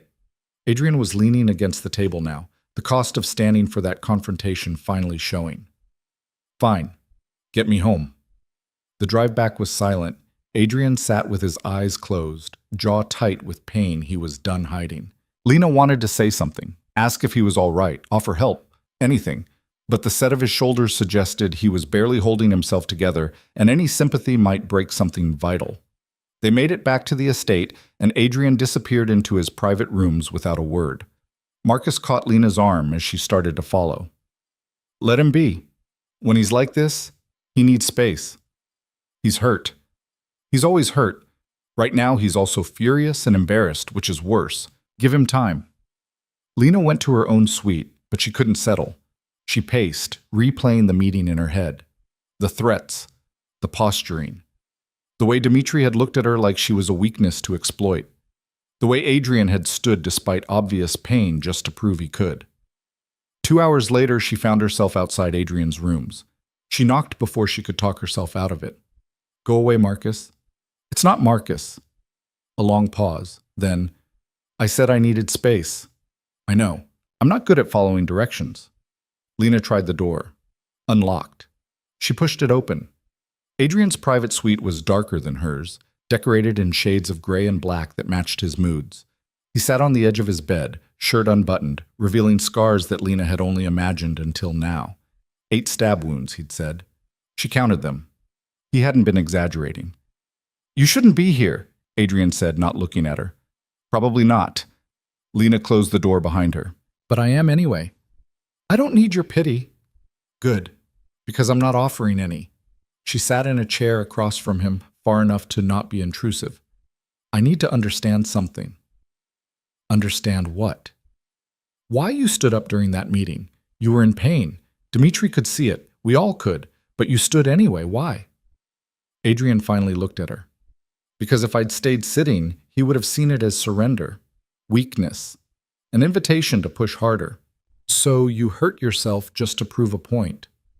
I hurt myself to survive. There's a difference. Is there? Lena leaned forward. Because from where I'm sitting, it looks like you're destroying yourself trying to be something you're not anymore. And what am I? Human. Damaged, still recovering from nearly dying. But instead of admitting that, you push yourself until you break. And then you hide in here so no one sees the cracks. Adrian's laugh was bitter. You think I don't know I'm broken? I live with it every day. Every step that hurts, every hand that shakes, every night I can't sleep because I'm waiting for someone to finish what Dmitri started. I know exactly what I am. Then why keep pretending you're not? Because the moment I admit weakness, the moment I show them I'm vulnerable, they'll tear me apart. Not just Dmitri, all of them. Every person who's waiting for me to fail so they can take what I've built. What about the people who aren't waiting for you to fail? Lena asked quietly. What about Marcus, who got you to the hospital in time? What about me, who's here right now instead of counting down days until I can leave? You're here because I'm paying you to be here. I'm here because I chose to knock on your door. The contract doesn't cover late-night check-ins. Adrian stared at her for a long moment. Then, so quietly, she almost missed it. I don't know how to do this. Do what? Trust someone to see me like this and not use it against me. Lena stood and moved closer, slowly, like approaching something wild that might bolt. Then don't trust me. Just let me help anyway. Why would you help me? Because for some reason I don't fully understand. I don't want to watch you destroy yourself. And because whether we like it or not, we're in this together for the next 5 months. Might as well make it bearable. Adrian looked at her, really looked, like he was trying to solve a puzzle he couldn't figure out. Then he did something Lena never expected. He laughed, not bitter this time, almost genuine. You're either the bravest person I've ever met or the most foolish. Can I be both? Probably. He winced as he moved to button his shirt. His hands were shaking too much to manage it. Lena moved without thinking, batting his hands away and doing the buttons herself. This close, she could see the toll the meeting had taken. The exhaustion in his eyes, the pain lines around his mouth. All the things he hid from everyone else. There, she said when she finished. Now you're decent again. I'm a lot of things. Decent isn't one of them. I'll be the judge of that. She left before he could argue, closing the door softly behind her. In the hallway, she leaned against the wall and took a shaky breath. What the hell was she doing? Getting involved? Caring about this man who'd hired her to play pretend? This wasn't part of the deal.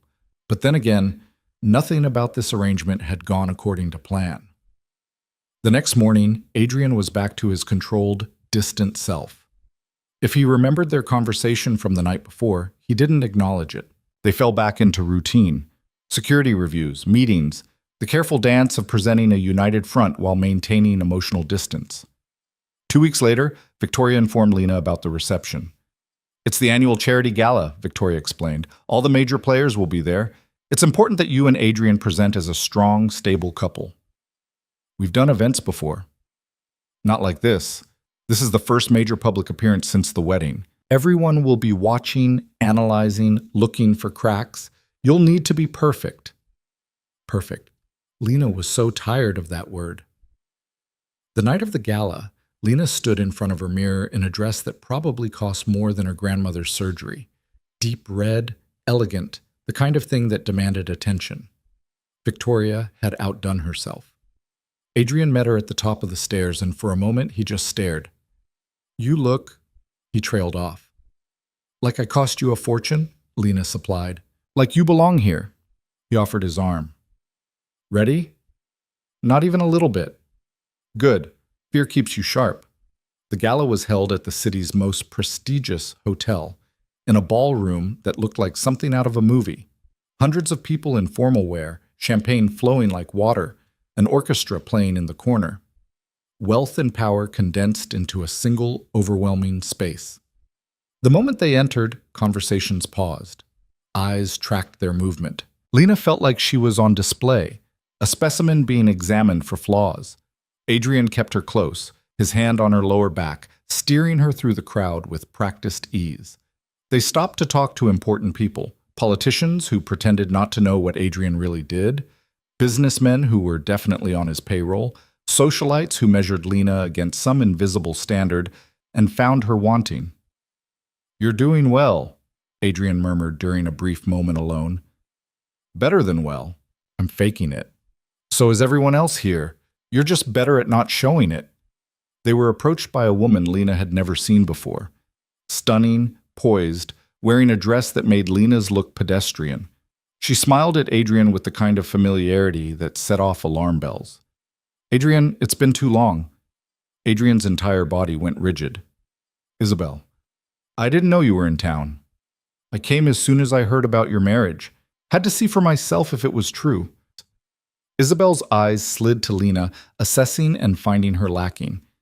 "So this is the infamous bride. How lovely." "Lena, this is Isabelle Laurent. We used to be acquainted." The way he said acquainted told Lena everything she needed to know.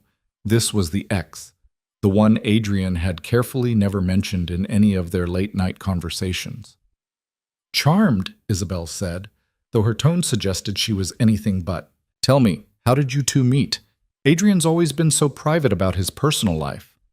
"Through mutual circumstances," Lena said carefully. "Sometimes these things happen when you least expect them." "How romantic! And here I thought Adrian was incapable of surprise." Isabel turned her full attention back to Adrian. "We should talk, privately. There are things we need to discuss. I'm with my wife, and I'm sure she won't mind if we catch up for a few minutes. Will you, dear?" Lena absolutely minded, but she couldn't say that without looking weak. "Of course not." Adrian's hand tightened on her back. "Lena, it's fine. I'll be at the bar." She walked away before he could argue, feeling Isabel's victorious smile burning into her back. At the bar, she ordered something strong and tried to ignore the way her chest hurt. Stupid. This was a business arrangement. Adrian's past relationships were none of her concern. That was brave. Natasha appeared at Lena's elbow. "Or stupid, I haven't decided which." "What are you talking about?" "Letting Isabel get her claws into Adrian again. She's wanted him back for years." "They dated?" "Dated, engaged, nearly married, until Adrian found out she was feeding information to his competitors. Cost him a fortune and nearly destroyed several key alliances. He cut her off completely, but she's been circling ever since, waiting for an opening." Lena's stomach dropped. "And I just gave her one." "You didn't have much choice. She would have made a scene if you'd refused. Better to look confident than desperate." Natasha sipped her champagne. "Still, might want to rescue your husband before she convinces him she's changed." Lena found them on a balcony, Isabel standing too close, Adrian looking uncomfortable in a way she'd never seen him. "Sorry to interrupt," Lena said, not sorry at all. "But Adrian, there are people asking for you." "This is a private conversation," Isabel said sharply. "This is my husband." Lena met her eyes. "And I'm done sharing." For a moment, Isabel looked like she might actually start a fight. Then she smiled, cold and calculating. "Of course, family first.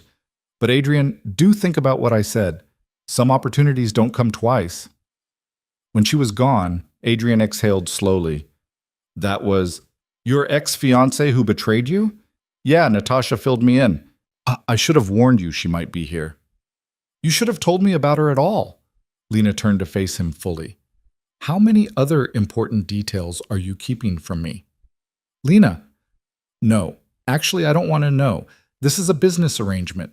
Your past is your past. I shouldn't care." "But you do." Adrian moved closer. "Why do you care?" "I don't know." The admission burst out of her. "I'm not supposed to. This was supposed to be simple. 6 months, smile for the cameras, take the money, and run. But somewhere between security briefings and late-night conversations and watching you nearly collapse, trying to prove you're not broken, it stopped being simple." "Lena." Adrian's voice was rough. We can't. Can't what? Can't be honest?" Can't admit that this stopped being just business weeks ago? Can't complicate this more than it already is. You're supposed to walk away in 5 months. Free and clear, back to your normal life. If we... He stopped, jaw tight. If we what? If we cross that line, everything changes, and I won't trap you in my world more than I already have. What if I'm already trapped? Lena asked quietly. What if it's too late for keeping distance? Adrian stared at her, and Lena saw the war happening behind his eyes. Want versus sense, need versus protection. All the reasons this was a terrible idea, fighting against something that felt increasingly inevitable. Then someone screamed inside the ballroom. They rushed back to find chaos, people running, shouting, security moving in organized patterns that suggested training and threat. Marcus appeared, gun drawn. Dimitri's people, they breached the north entrance. Boss, we need to get you out of here. Lena, I'm on it. Marcus grabbed Lena's arm. Come on, safe room protocols. What about Adrian? I can handle myself, Adrian said, his voice switching to command mode. Marcus, get her to the car. Now. What happened next happened fast. Marcus pulled Lena through the crowd, through a service entrance toward the parking garage. Behind them, gunshots. Screaming. The kind of violence Adrian had been waiting for finally arriving in spectacular fashion.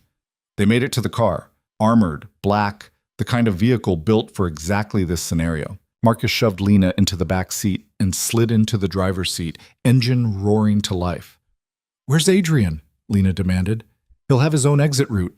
My job is getting you safe. They peeled out of the garage, and Lena looked back to see smoke rising from the hotel. People running into the street. And somewhere in that chaos, Adrian, still recovering, still vulnerable, facing down the man who'd tried to kill him once before. We have to go back. No chance. Boss's orders were clear. I don't care about his orders. Marcus met her eyes in the rearview mirror. You care about him. That's the problem. That's exactly what he was afraid would happen. Lena's phone buzzed. A text from an unknown number. Your husband is a dead man, and so are you. She showed it to Marcus. He cursed and drove faster. Welcome to the real world, Marcus said grimly, where happy endings don't exist and the people you care about get you killed. Lena stared at the message, then back at the smoke rising behind them, and realized that everything was about to change. The careful distance she and Adrian had maintained, the professional boundaries, the pretense that this was just business, all of it was burning down along with the hotel. And somewhere in the flames, the man she wasn't supposed to care about was fighting for his life. The safe house was an apartment in a building that looked abandoned from the outside, but was anything but. Marcus swept each room with his gun drawn before letting Lena more than 3 feet past the entrance. Stay away from the windows, he ordered. Don't turn on lights. Don't make noise. And for the love of everything, don't try to leave. Where's Adrian? I don't know yet. He'll contact us when it's safe. Marcus was already on his phone, texting rapidly. Until then, we sit tight. Lena sat on a couch that smelled like dust and old cigarettes, still in her ridiculous gala dress, and tried not to think about all the ways Adrian could be dying right now. The gunshots, the smoke, Dimitri's people breaching security specifically to get to him. Her phone buzzed again. Another unknown number. TikTok, Mrs. Voss? She showed it to Marcus without a word. He cursed and made a call. Yeah, it's me. She's getting threats. Trace the numbers. A pause. I don't care if it takes all night. Find out who's sending them and where they are. This is because I was at the gala, Lena said quietly. Because I stood next to him, played the wife. I made myself a target. You were already a target the second you signed that contract. Tonight just made it official. Marcus sat down across from her, gun still in hand. Listen, I'm going to tell you something the boss would kill me for saying. Adrian knew this would happen eventually. The attack, the escalation, all of it. That's why he wanted someone like you. No connections to this world. No real ties. Someone who could walk away after 6 months without looking back. But I don't think he counted on actually giving a damn about you. And I know he didn't count on you giving a damn about him. Lena's throat tightened.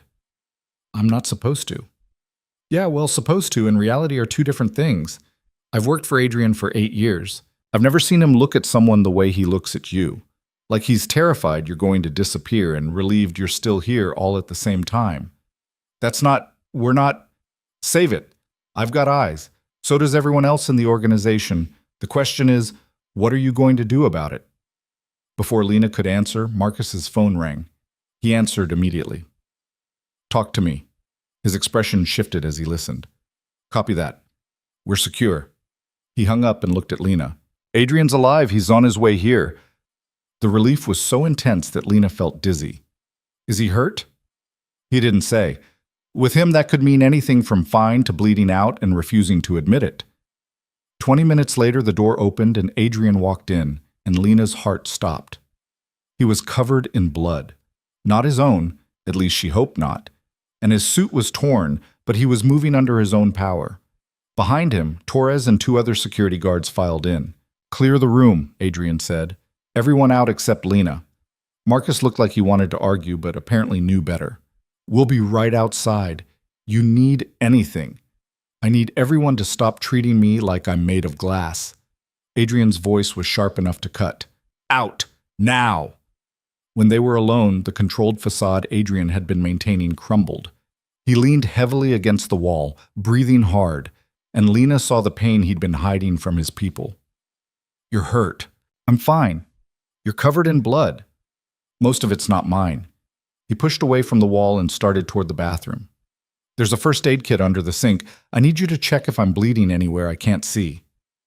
Lena followed him into the small bathroom. Adrian shrugged off his ruined jacket and started unbuttoning his shirt with shaking hands. When the shirt came off, Lena saw new bruises blooming across his ribs, a cut on his shoulder that was definitely bleeding. What happened? Dimitri's people came in hard, 6 of them, maybe more. We got separated in the chaos. I ended up in a service corridor with 3 of them. Adrian sat on the edge of the bathtub. I handled it. Handled it meaning what? Meaning they won't be a problem anymore. His voice was flat, and Lena understood. He'd killed them. 3 men, dead because they'd tried to finish what Dimitri started. She found the first aid kit and started cleaning the cut on his shoulder. Her hands were steadier than she expected. This needs stitches. I've had worse. That's not reassuring. Lena worked in silence for a moment. Isabel was at the gala. Did you see her after the attack? Adrian's jaw tightened. She left before the shooting started. Convenient timing. You think she was involved? I think Isabel does nothing without calculating the angles. Her showing up tonight right before Dimitri makes his move? That's not coincidence. What did she want when you talked to her? To remind me what I gave up when I cut her out of my life. To suggest we could work together again, that she'd changed. Adrian looked at Lena. And to see if my marriage was real or strategic. What did you tell her? Nothing. You interrupted before I had to answer. Lena finished cleaning the cut and started bandaging it.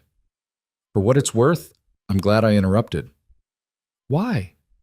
Because I didn't like the way she looked at you. Like you were something she owned and was just temporarily lending out. Adrian caught her wrist, stopping her movements. Lena, what are we doing? I'm bandaging your shoulder. You know what I mean? Lena met his eyes. I don't know, I just know that when Marcus told me you were alive, I could breathe again. And that scares me more than the death threats. It should scare you. Getting attached to me is the worst decision you could make. Too late. Adrian pulled her closer, and Lena let him, until she was standing between his knees and his hands were on her waist, and the space between them felt charged with everything they'd been trying not to say. This is a terrible idea, Adrian said. Probably the worst. The contract doesn't say anything about what happens when one of us stops pretending. Adrian's thumb traced small circles on her hip. You could still walk away. 5 months, take the money, disappear. I'd make sure you were protected, set up somewhere safe. You don't have to stay in this. What if I want to stay? Then you're crazier than I thought. Lena laughed despite everything. You hired a civilian to marry you and stand between you and your enemies. I think we're both pretty crazy. Adrian stood, still holding her, and Lena had to tilt her head back to maintain eye contact. This close, she could see every scar, every line of pain, every sign of the violence he'd survived. And somehow that made him more real, more human than the controlled facade he showed everyone else. If we do this, he said quietly, if we make this real, there's no going back. You'll be tied to me and my world in ways the contract never covered. People will come after you to hurt me. Your life will never be normal again. My life stopped being normal the day I walked into that coffee shop and signed an NDA. And I think we both know it's been real for a while now. We were just too stubborn to admit it. Adrian's hand came up to cup her face, his thumb brushing her cheekbone. I don't know how to do this. How to be with someone without it being a transaction or a strategy. Then we figure it out together. Lena covered his hand with hers. No more pretending. No more distance. Just us. Whatever that looks like. He kissed her then, and it was nothing like the sterile brush of lips at their wedding. This was raw and desperate, weeks of tension finally breaking. Lena kissed him back, her hands fisting in what remained of his shirt, and for a moment the world narrowed to just this. Adrian alive, Adrian here, Adrian choosing her for real instead of just convenience. When they broke apart, both breathing hard, Adrian rested his forehead against hers. This is still a terrible idea. Yeah, but I'm done with good ideas. They haven't gotten me very far. A knock on the bathroom door interrupted them. Marcus's voice. Boss, we've got a situation. Adrian stepped back, the moment breaking. What kind of situation? The kind where someone just sent a reporter everything about your contract marriage. It's going to hit the news tomorrow morning. Lena felt the bottom drop out of her stomach. What? Adrian was already moving, back to command mode despite the fresh bandage on his shoulder. Who leaked it? Working on it, but whoever it was had access to the original contract, wedding photos, financial records, everything. They filed back into the main room where Torres had a laptop open, showing a preview of the article. The headline, Crime Boss's Fake Marriage, Inside Adrian Voss's $1 million Arrangement. Lena read the first few paragraphs and felt sick. They had everything. The amount she'd been paid, the terms of the contract, even details about her grandmother's surgery. Someone had taken their private arrangement and turned it into a weapon. Isabel, Adrian said quietly. She's the only one outside my inner circle who knew about the contract structure. How would she get the actual documents? Marcus asked. Because I was stupid enough to keep copies in my office at the hotel. Same office Dimitri's people would have accessed during the attack. Adrian's voice was cold. She played us. The appearance at the gala, the private conversation, all of it was distraction while her people grabbed what they needed. So what do we do? Lena asked. How do we fight this? We don't. Adrian closed the laptop. We let it run. What? Adrian, this will destroy everything we've built. Your reputation, your standing with the organization, was already compromised the moment I got stabbed and had to marry a stranger to prove I wasn't weak. This just accelerates the timeline. He turned to Marcus. Call a meeting, everyone, tomorrow morning. I want every key player in my organization there. Boss, with respect, maybe you should think about this. I've thought about it. The story breaks tomorrow. I want to control the narrative before it controls me. After Marcus left to make the calls, Lena grabbed Adrian's arm. What are you planning? To stop pretending. He looked at her. You said no more distance, no more fake. Fine. Tomorrow, I tell everyone the truth. The truth being what, exactly? That yes, our marriage started as a contract. Yes, I paid you, but somewhere along the way, it became something else. Something real. Adrian's expression was fierce. And anyone who has a problem with that can challenge me directly. I'm done playing defense. That's insane. They'll see it as weakness.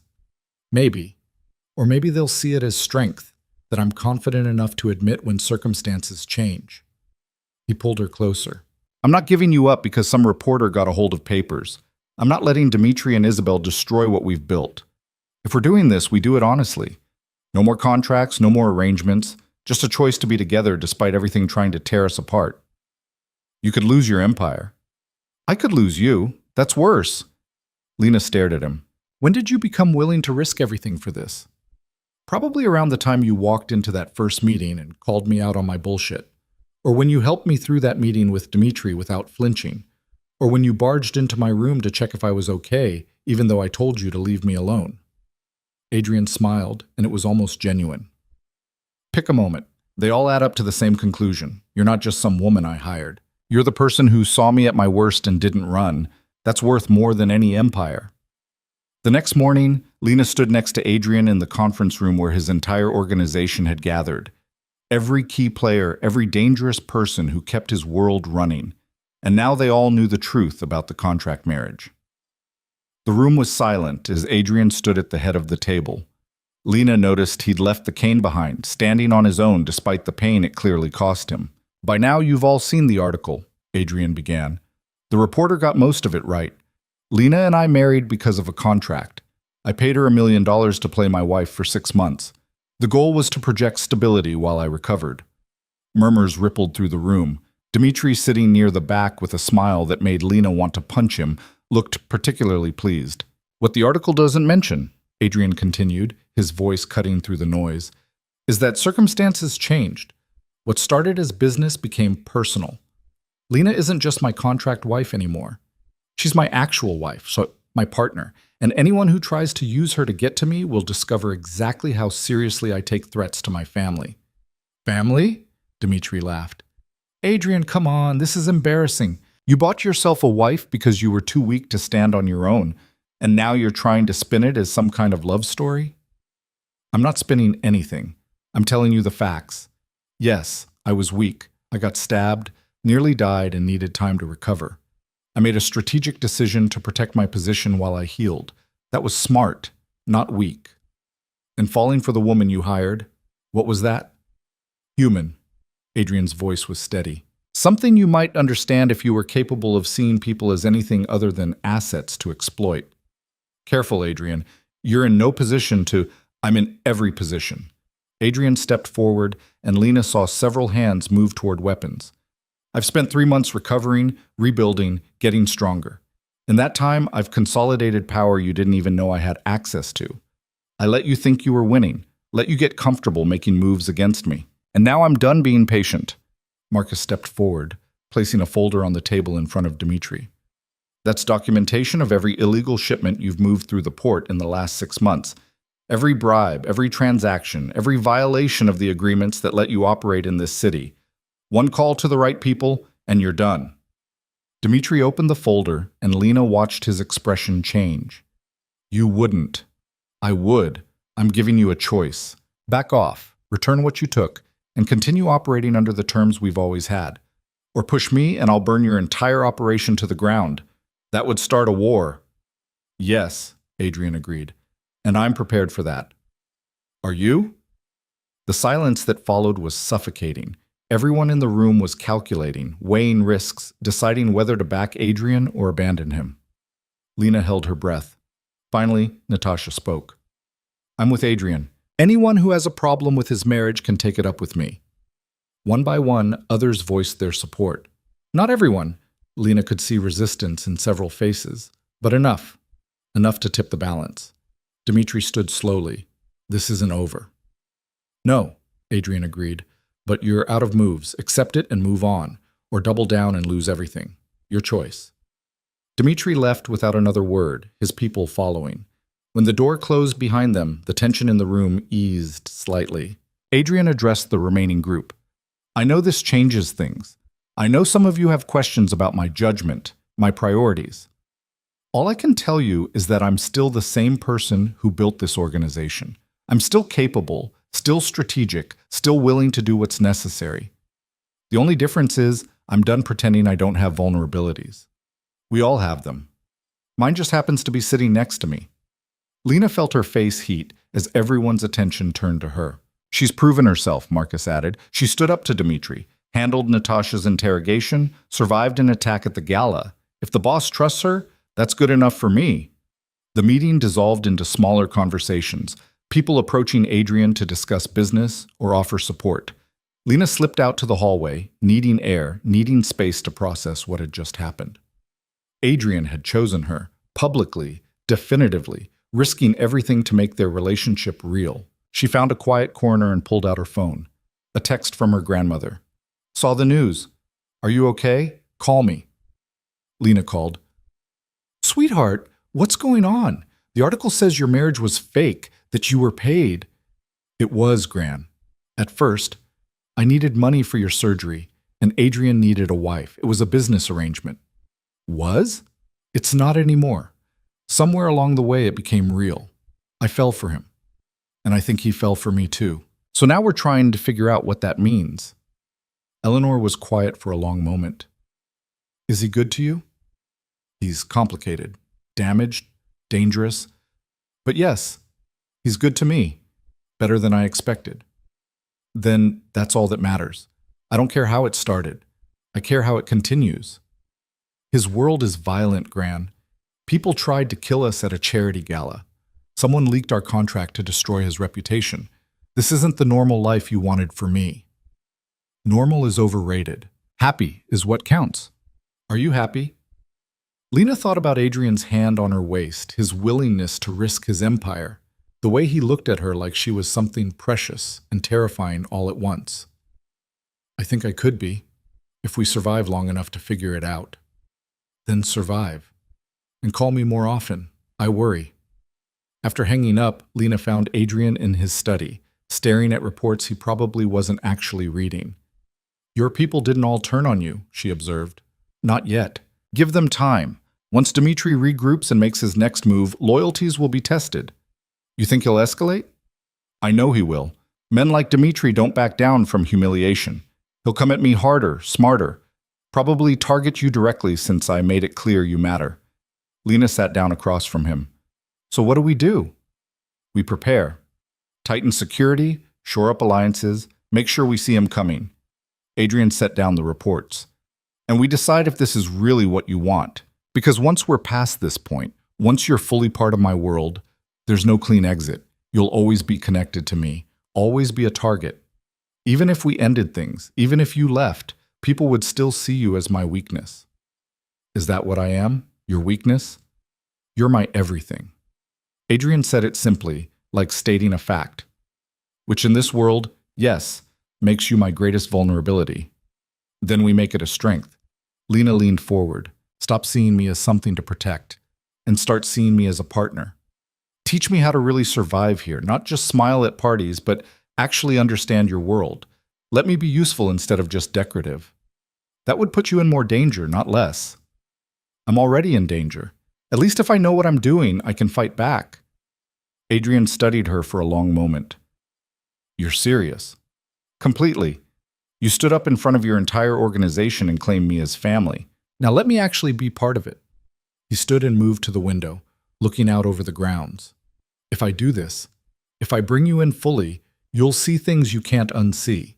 You'll be complicit in things that would have horrified the woman who walked into Carmen's coffee shop 3 months ago. Can you handle that? I don't know. But I'd rather try and find out than spend the next however long being kept in the dark and protected like I'm made of glass. You're not made of glass. Adrian turned back to her. You're made of something much more dangerous.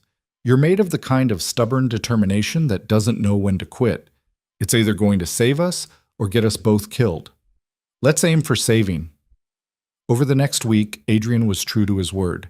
He brought Lena to meetings she'd previously been excluded from, explained the coded language, the power structures, the delicate balance of alliances that kept his empire running. She learned which shipments were legitimate and which weren't, where the money actually came from, how deeply his organization was woven into the city's infrastructure. It was worse than she'd imagined, and somehow also more mundane. Yes, there was violence and criminal activity, but there was also paperwork, bureaucracy, the same kind of tedious business management you'd find in any corporation, just with higher stakes and occasionally deadly consequences for failure. You're frowning, Adrian observed during one particularly long financial review. I'm just realizing that being a crime boss is actually kind of boring. Marcus, sitting across the table, laughed. That's what everyone thinks until the exciting parts happen. Then they wish it was boring again. As if summoned by the mention, exciting parts arrived the next day in the form of a phone call. Adrian listened, his expression growing darker by the second. When? A pause. How many? Another pause. Lock it down. I'm on my way. He hung up and looked at Marcus.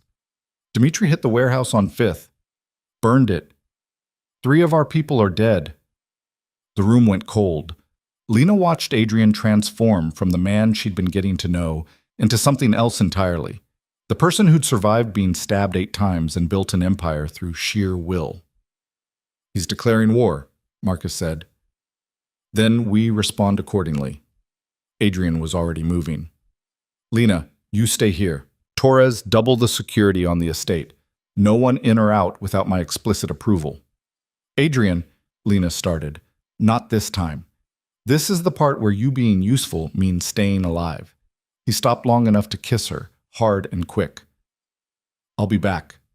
He was gone before she could argue, taking Marcus and half the security detail with him.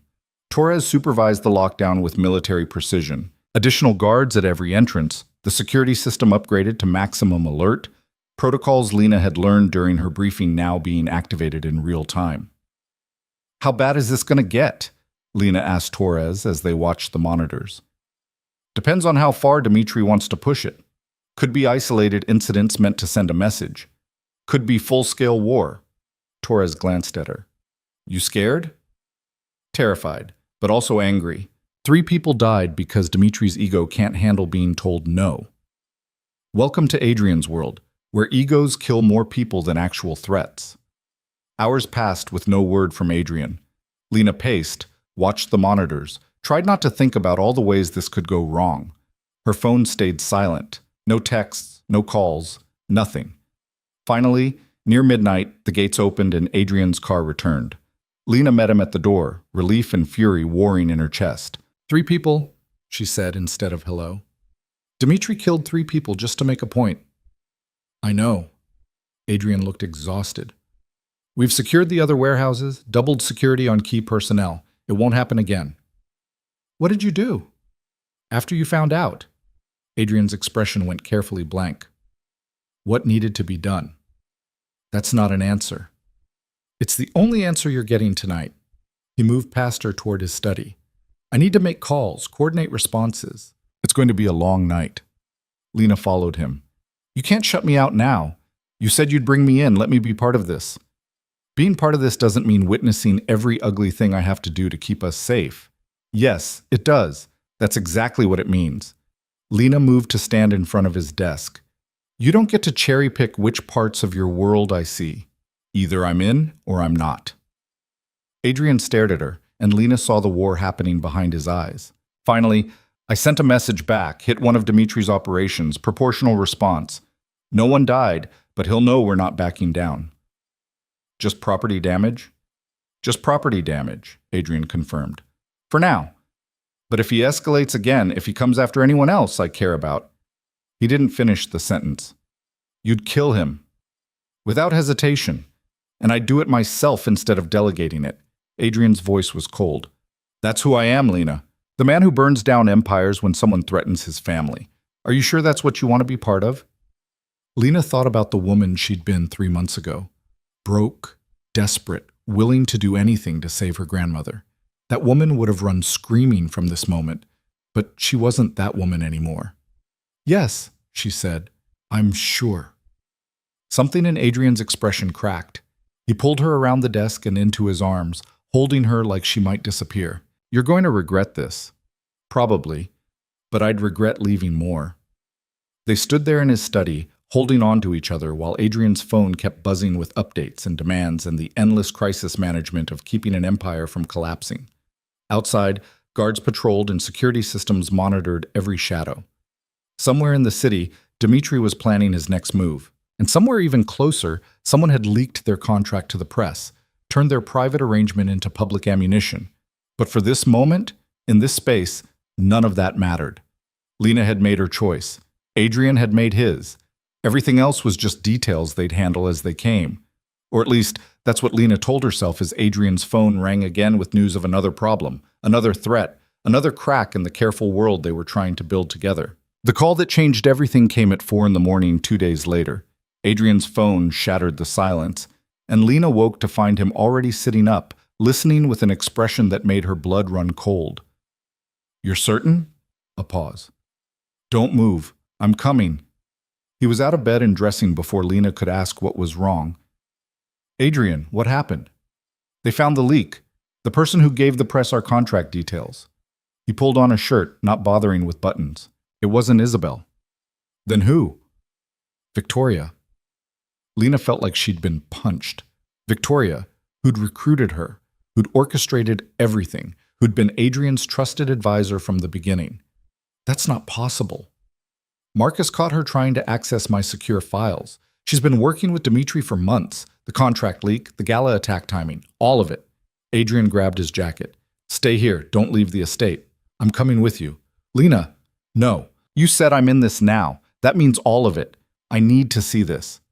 Adrian looked like he wanted to argue, but something in Lena's expression must have convinced him. Fine, but you stay behind me. You do exactly what I say, and if things go wrong, you run. Understood? They found Victoria in one of the safe houses across the city, secured in a chair with Marcus standing guard. She looked different without her usual polished composure, hair disheveled, makeup smeared, fear in her eyes that she couldn't quite hide. Adrian, Victoria's voice was steady despite everything. I suppose explanations are pointless at this stage. Try anyway. Adrian's voice was ice. You've worked for me for 6 years. I trusted you with everything. Why? Because Dimitri offered me something you never could.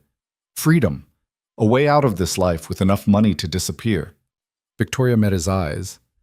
I'm tired, Adrian. Tired of the violence, the constant fear, the endless calculations. Dimitri promised me an exit if I helped him bring you down. And you believed him? Marcus's laugh was bitter. Dimitri doesn't let people walk away. You know that. I know that Adrian doesn't either. At least with Dimitri I had a chance. Lena stepped forward before she could stop herself. You recruited me. You brought me into this knowing I'd be caught in the crossfire. Those threats I got, the attack at the gala, you knew those would happen. Victoria finally looked away. I didn't know about the gala. Dimitri moved faster than I expected. That wasn't part of the plan. What was the plan? Adrian asked quietly. Walk me through it. All of it. Dimitri wanted you weakened, distracted. I suggested the contract marriage, someone with no connections who could be easily discredited later. We'd leak it at the right moment, destroy your credibility, make your organization question your judgment. Between that and Dimitri's attacks, you'd be forced out or killed. Either way, I'd get paid and disappear. Except I didn't get forced out. I got stronger. Adrian moved closer. And the marriage became real. You didn't count on that. No one counted on that. Victoria's voice cracked slightly. You were supposed to keep your distance, use her as a prop. But you fell for her. The great Adrian Voss brought down by actual feelings. Dimitri was furious when he realized. Is that why he escalated? The warehouse? The continued threats? He's desperate. You're not playing by the expected rules. Men like you aren't supposed to choose love over power. It makes you unpredictable, dangerous in ways he didn't prepare for. Adrian was silent for a long moment. Lena watched him process, calculate, decide what to do with someone who'd betrayed him completely. This was the moment she'd been waiting for, to see what kind of man he really was when pushed to the edge. Where's Dimitri now? Adrian finally asked. I don't know. He moves locations constantly, paranoid that you'll... Victoria stopped. That I'll do to him what he tried to do to me? Adrian's smile was cold. Smart paranoia.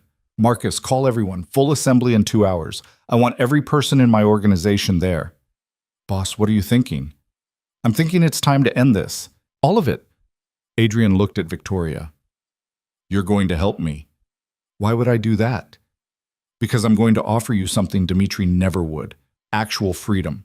You help me finish this and you get to walk away. New identity, enough money to start over, completely clean break. But you betray me again, and there won't be anywhere in the world you can hide. Are we clear? Victoria stared at him. You're serious. I'm tired too, Victoria. Tired of the constant war, the endless vigilance. I'm ready for things to change. But that can't happen while Dimitri's still breathing down my neck. So help me end him, and we both get what we want. The assembly was held in the same conference room where Adrian had faced down his organization about the contract marriage. But this time, the energy was different. There was no uncertainty, no question about his leadership, just tense anticipation about what he'd say. Adrian stood at the head of the table with Lena beside him, Marcus on his other side. Victoria, under guard, near the back. I'm done fighting Dmitri Kozlov, Adrian began, and the room erupted in murmurs. He raised a hand for silence. Not because I'm surrendering, because I'm ending this permanently. He's pushed too far, cost too many lives, destabilized everything we've built. It stops today. How? Natasha asked. He's fortified his positions. Going after him directly would be a bloodbath. Not if we're smart about it. Victoria has been feeding Dmitri information about our operations. Now she's going to feed him exactly what we want him to know. Adrian nodded to Victoria, who stood on shaking legs. Dmitri thinks I'm still working for him, Victoria explained. I can tell him Adrian is vulnerable, isolated, planning to meet with key suppliers at a specific location. He'll come himself. He won't be able to resist the opportunity to finish this face-to-face. And then? Someone asked. Then we have a conversation, Adrian said. One where he realizes he's out of options. You're going to negotiate with him? Dmitri's voice came from the doorway, and everyone's weapons were drawn in an instant. He stood there flanked by 4 guards, hands raised in a gesture of peace that fooled no one. Relax. I'm here to talk, not fight. For now. Adrian didn't move, didn't flinch. How did you get past security? Victoria gave me the codes weeks ago, insurance policy. Dmitri smiled. I've been listening to your whole speech. Very touching, planning to use my own person against me. But you're forgetting something. Victoria works for whoever pays her most. And I just doubled her price. Everyone looked at Victoria, who had gone white. Dmitri, that wasn't... Shut up. The adults are talking. Dmitri's attention was solely on Adrian now. Here's how this works. You step down, hand over your territory, your operations, everything. Retire to whatever life you think you can build with your contract bride. In exchange, I let you both live. Keep refusing, and I'll kill everyone you care about until there's nothing left to protect. No. Adrian's voice was calm. You won't. You seem very confident for someone surrounded by my guns. You seem very confident for someone who just walked into a room full of people who want you dead. Adrian gestured around the table. Every person here has lost something because of you. Money, territory, people they cared about. You think they're going to let you walk out of here? I think you're going to call them off because you know what happens if you don't. I have people positioned at your wife's grandmother's hospital. Your legitimate businesses. Every soft target you've tried to protect. One word from me, and they burn. Lena felt her stomach drop. Her grandmother. He was threatening her grandmother. Adrian's expression didn't change, but Lena saw his hand clench. You won't do it. Try me. Because killing civilians, burning hospitals, that crosses lines even in our world. The moment you do that, you become a pariah. Everyone turns against you. You lose everything you've built trying to destroy me. Dmitri's smile faltered slightly. You're bluffing. No, I'm stating facts. You've already pushed too hard, killed too many people, caused too much chaos. The only reason you're still operating is because I haven't called in every favor I'm owed to end you. But threaten my family? Threaten innocent people who have nothing to do with this? Adrian's voice dropped to something dangerous. That's the line where I stop being strategic and start being personal. And you don't want to see what I'm capable of when it's personal. The silence was absolute. Lena barely breathed, watching the standoff between 2 men who'd been circling each other for months. Finally, Dmitri laughed, but it sounded forced. So what then? We keep dancing around each other forever, neither of us backing down? No, we end it right here. Right now. Adrian pulled out his phone, made a call. Send it. Within seconds, everyone's phones in the room buzzed. Dmitri pulled out his own phone and his face went gray. What is this? Evidence. Every illegal transaction you've ever made. Every bribe, every murder, every violation of the codes that let you operate in this city, compiled, verified, and currently being delivered to federal prosecutors, state police, and several very interested journalists.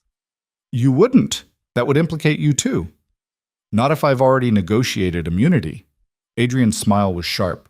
I've been talking to the FBI for weeks. They're very interested in building cases against organized crime. I offered them you on a silver platter in exchange for looking the other way on my legitimate operations. They agreed. Lena stared at Adrian. He'd been planning this the whole time. The meeting, the confrontation, all of it was theater leading to this moment. You're lying, Dmitri said, but his voice shook. The agents outside would disagree. They've been waiting for my signal. Adrian made another call. We're ready. The doors burst open and federal agents flooded in, weapons drawn.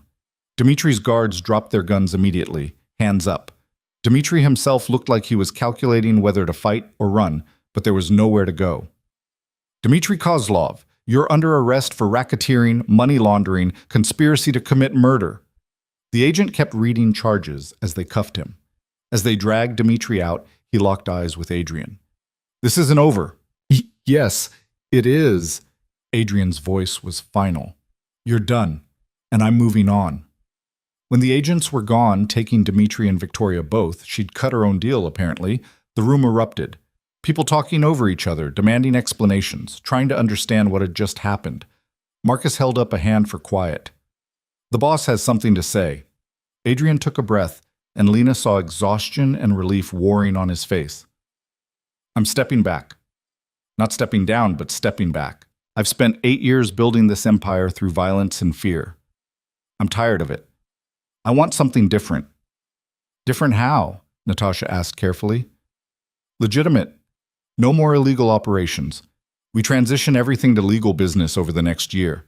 Anyone who wants out gets paid and walks. Anyone who wants to stay helps me rebuild into something that doesn't require looking over our shoulders constantly. That's, someone started. Crazy? Probably. Impossible? Maybe, but I'm doing it anyway. Adrian looked around the room. I almost died. I married a stranger to prove I was still strong. And somewhere in that mess, I figured out that strength isn't about how much power you hold or how many people fear you. It's about choosing the life you actually want instead of the one you think you need. He reached for Lena's hand. I want a life with her. A real one. Not one built on contracts and arrangements. That means getting out of the shadows, making things right, becoming someone she doesn't have to make excuses for. Lena felt tears prick her eyes. This wasn't the ending she'd expected when she signed that contract 4 months ago. But somehow it was exactly what she needed. The meeting dissolved slowly. People came up to Adrian with questions, concerns, pledges of loyalty, or requests to leave. He handled each one with patience Lena didn't know he possessed. Finally, when the room was empty except for them and Marcus, Lena asked the question that had been burning in her mind. When did you start planning this? The FBI deal, all of it. The day after the gala attack. When I realized Dmitry wasn't going to stop, and I was tired of living like prey. Adrian sat down heavily. I reached out through channels I'd kept separate from my main operations, offered them Dmitry and Victoria in exchange for immunity for transitioning my businesses to legitimate operations. Took weeks to negotiate, but they agreed. You could have told me, and risk you being implicated if it went wrong? Not a chance. He pulled her into his lap and Lena went, curling against him. I needed you safe. That was non-negotiable. What happens now? Now we figure out what normal looks like. I've got legitimate businesses that need managing. You've got a nursing degree to finish. We've got a marriage that started as a lie but became something real. The contract expires in a month, Lena pointed out. Technically, I could walk away. You could. Adrian's arms tightened around her. Are you going to? Lena thought about the woman who'd walked into Carmen's coffee shop, desperate and drowning. That woman had made a deal with the devil to save someone she loved. But the woman sitting here now had found something she hadn't been looking for. A partner who saw her completely and chose her anyway. A life that was messy and complicated, but entirely hers. No, she said finally. I'm not walking away, but I think we should redo this. Do it right this time. What do you mean? I mean, marry me again. Not because of money or contracts or proving anything to anyone, just because we want to. Adrian pulled back to look at her. You want to marry me again? I want to marry you for real. The first time was survival. This time would be choice. That's possibly the craziest thing you've ever suggested, says the man who hired a stranger to be his wife. Adrian laughed, and it sounded free in a way Lena had never heard from him. Okay, yes, let's get married again, but this time I'm writing the vows. The second wedding happened 6 weeks later, after the FBI had finished with Dmitry's prosecution and the media frenzy had died down. It was small, just Marcus, Natasha, a few of Adrian's people who'd proven loyal, and Lena's grandmother who'd recovered enough to attend. They held it in the estate's garden, under trees that were just starting to bloom. No judge this time. Just a minister who didn't ask too many questions, and 2 people who'd found each other through the worst circumstances and decided to stay anyway. Lena wore a simple white dress, nothing like the expensive gown from the first wedding. Adrian wore a suit but no tie, looking more relaxed than she'd ever seen him. When it came time for vows, Adrian took both her hands. I'm not good at this. Words, feelings, any of it. But you already know that. You've seen me at my worst, broken, angry, terrified. You didn't run. You stayed. You pushed back. You made me want to be better than the man I was. His voice cracked slightly. I can't promise you easy. I can't promise you safe. But I can promise you honest. I can promise you that every day I'm going to choose you, choose us, choose the life we're building instead of the one I thought I needed. That's the best I can do. Lena blinked back tears. That's more than enough. My turn? Adrian nodded, not trusting his voice. 4 months ago, I made a deal because I was desperate. I agreed to marry you for money, for survival, for 6 months of pretending. But you became real when I wasn't looking. You became the person I wanted to check on, to understand, to protect, even when you didn't think you needed protecting. She squeezed his hands. I'm not promising to always agree with you. I'm not promising to be easy or convenient or the kind of wife who stays quiet, but I'm promising to stay, to build this life with you, to figure out what normal looks like when neither of us really knows, and to love you, not despite who you are, but because of it, all of it. The minister pronounced them married, and this time when Adrian kissed her, it was nothing like the sterile brush of lips from the first ceremony. It was real and messy and perfect. The reception was held in the same ballroom where they'd held the first one, but everything was different. No performance, no posturing, no enemies disguised as guests.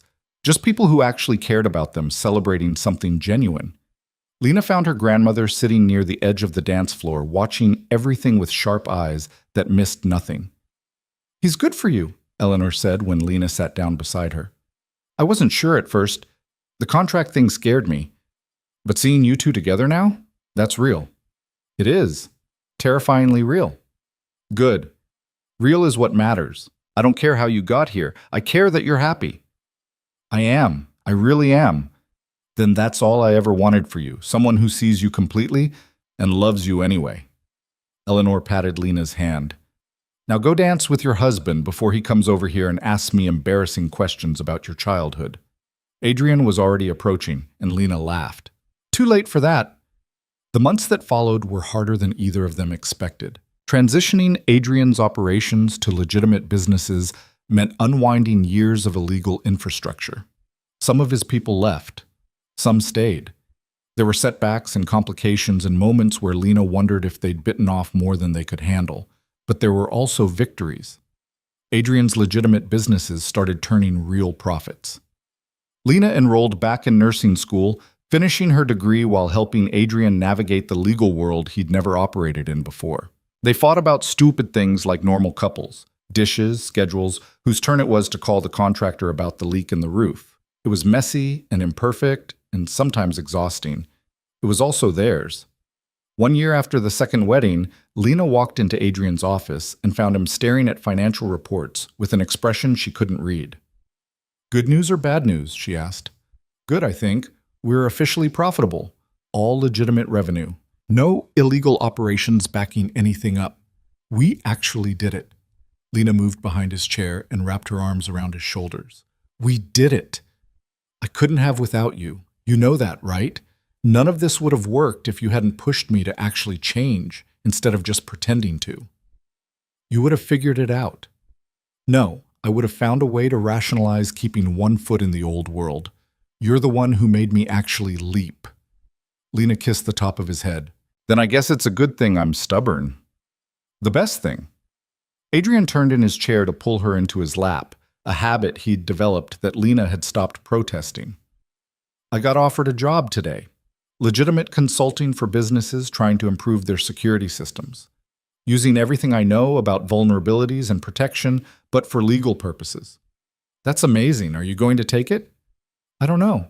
It feels strange, being asked to help instead of being seen as the threat. Get used to it. You're respectable now. Almost boring. Adrian laughed. I don't think I'll ever be boring. Probably not, but you're trying, and that's what counts. They sat there in his office, in the estate that had gone from fortress to actual home, and Lena thought about how far they'd come. From a desperate deal in a coffee shop to this, a real marriage, a real life, a real chance at happiness. It wasn't perfect. Adrian still had nightmares about the stabbing. Lena still sometimes wondered if she'd made the right choice.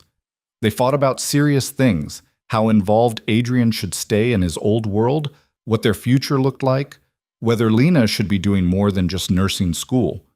But they also laughed. They built something together. They chose each other every single day. 6 months later, Lena graduated from nursing school. Adrian was in the front row, next to her grandmother, cheering louder than anyone when she walked across the stage. She'd been offered a position at St. Catherine's, the same hospital where her grandmother had been treated, where this whole journey had started. She took it. Her first day, she found herself in the hallway where she'd stood over a year ago, staring at numbers that had seemed impossible. A young woman stood in almost the exact same spot, holding a paper with medical costs she clearly couldn't afford, tears streaming down her face. Lena recognized that look, that desperate, drowning feeling, the sense that the world was ending and there was no way out. She walked over. "Hey, are you okay?" The woman looked up. "My mom needs surgery. I can't afford it. I don't know what to do. Lena thought about that coffee shop, that contract, that moment when she'd decided to take a chance on something that seemed insane. "Can I tell you something? A year ago, I was standing right where you are. Same situation, thought I was out of options." "What did you do?" "Something crazy, something that changed everything. It worked out, but not in any way I expected." Lena pulled out a business card. "This is a foundation that helps people with medical expenses. They helped me. Maybe they can help you too. Call them. Tell them Lena sent you." It was Adrian's foundation, one of the first legitimate ventures he'd started, using the money he'd made in his old life to help people in the same situations that had made Lena desperate enough to marry him in the first place. The woman took the card with shaking hands. Thank you so much. Don't thank me yet. Just call them. And remember, sometimes the craziest decisions lead to the best outcomes. You never know what's waiting on the other side of impossible." That night, Lena came home to find Adrian in the kitchen, actually attempting to cook dinner. It was a disaster. Something was burning, something else was overflowing, but he looked happy, domestic in a way that would have seemed impossible a year ago. "I'm making pasta," he announced. "Or trying to. I may have overestimated my abilities." "You definitely did." Lena moved to help, salvaging what she could. "But I appreciate the effort." They cooked together, badly, and ate at the small kitchen table instead of the formal dining room. Talked about their days, Lena's first shift at the hospital, Adrian's meeting with potential security clients. Normal conversation, normal life. After dinner, they sat on the back patio, watching the sun set over the grounds that no longer needed armed guards every 50 feet. "Do you ever regret it?" Adrian asked suddenly. "Taking that deal? Marrying a stranger? All of it?" Lena thought about it honestly. "I regret that 3 people died because of Dimitri's war. I regret that Victoria betrayed everyone. I regret the violence and the fear and all the terrible things that happened. But marrying you? No, I don't regret that. Even when it was just a contract, even when it was terrifying, I don't regret it, because it led to this." "This being what?" "Being us. Being real. Being happy in a way I didn't know I could be." She leaned against him. "What about you? Do you regret hiring me?" "Not even for a second. Best business decision I ever made, even if it destroyed my empire and rebuilt my entire life." "Your empire's still there. It's just legitimate now." "Different empire. Better one, I think. Less exciting, definitely. But I can sleep at night knowing no one's planning to stab me." Low bar, but I'll take it. They sat in comfortable silence as the sun disappeared and stars came out. Inside, the house was warm and safe. Tomorrow would bring new challenges. Adrian's consulting work, Lena's nursing shifts, the endless process of building a normal life from abnormal beginnings. But tonight was theirs, a moment of peace in lives that had been anything but peaceful. A choice renewed every day to stay, to build, to love, despite everything that said they shouldn't. Lena thought about the woman she'd been, desperate, drowning, willing to sign a contract with a dangerous stranger just to survive. That woman had been terrified of everything this life might bring, but she'd signed anyway. She'd taken the leap. And on the other side of that impossible decision, She'd found something she'd never expected. She'd found home, not in a place or a mansion or even in security, but in a person who'd seen her at her most desperate and offered her not just money, but eventually himself. A man who'd been broken by violence and chose to rebuild into something better. A partner who made her want to be braver than she thought possible. "I love you," Lena said into the darkness. Simple words that meant everything. Adrian's arm tightened around her. "I love you too, even though you're crazy for staying with me. Especially because I'm crazy for staying with you. We match." He laughed, and Lena felt it rumble through his chest. "We do, we really do." And in the end, that was enough. More than enough. It was everything they needed to build a life that was real, honest, and entirely their own. A life that had started with a contract born from desperation and transformed into something neither of them had known they were looking for. A life worth choosing every single day.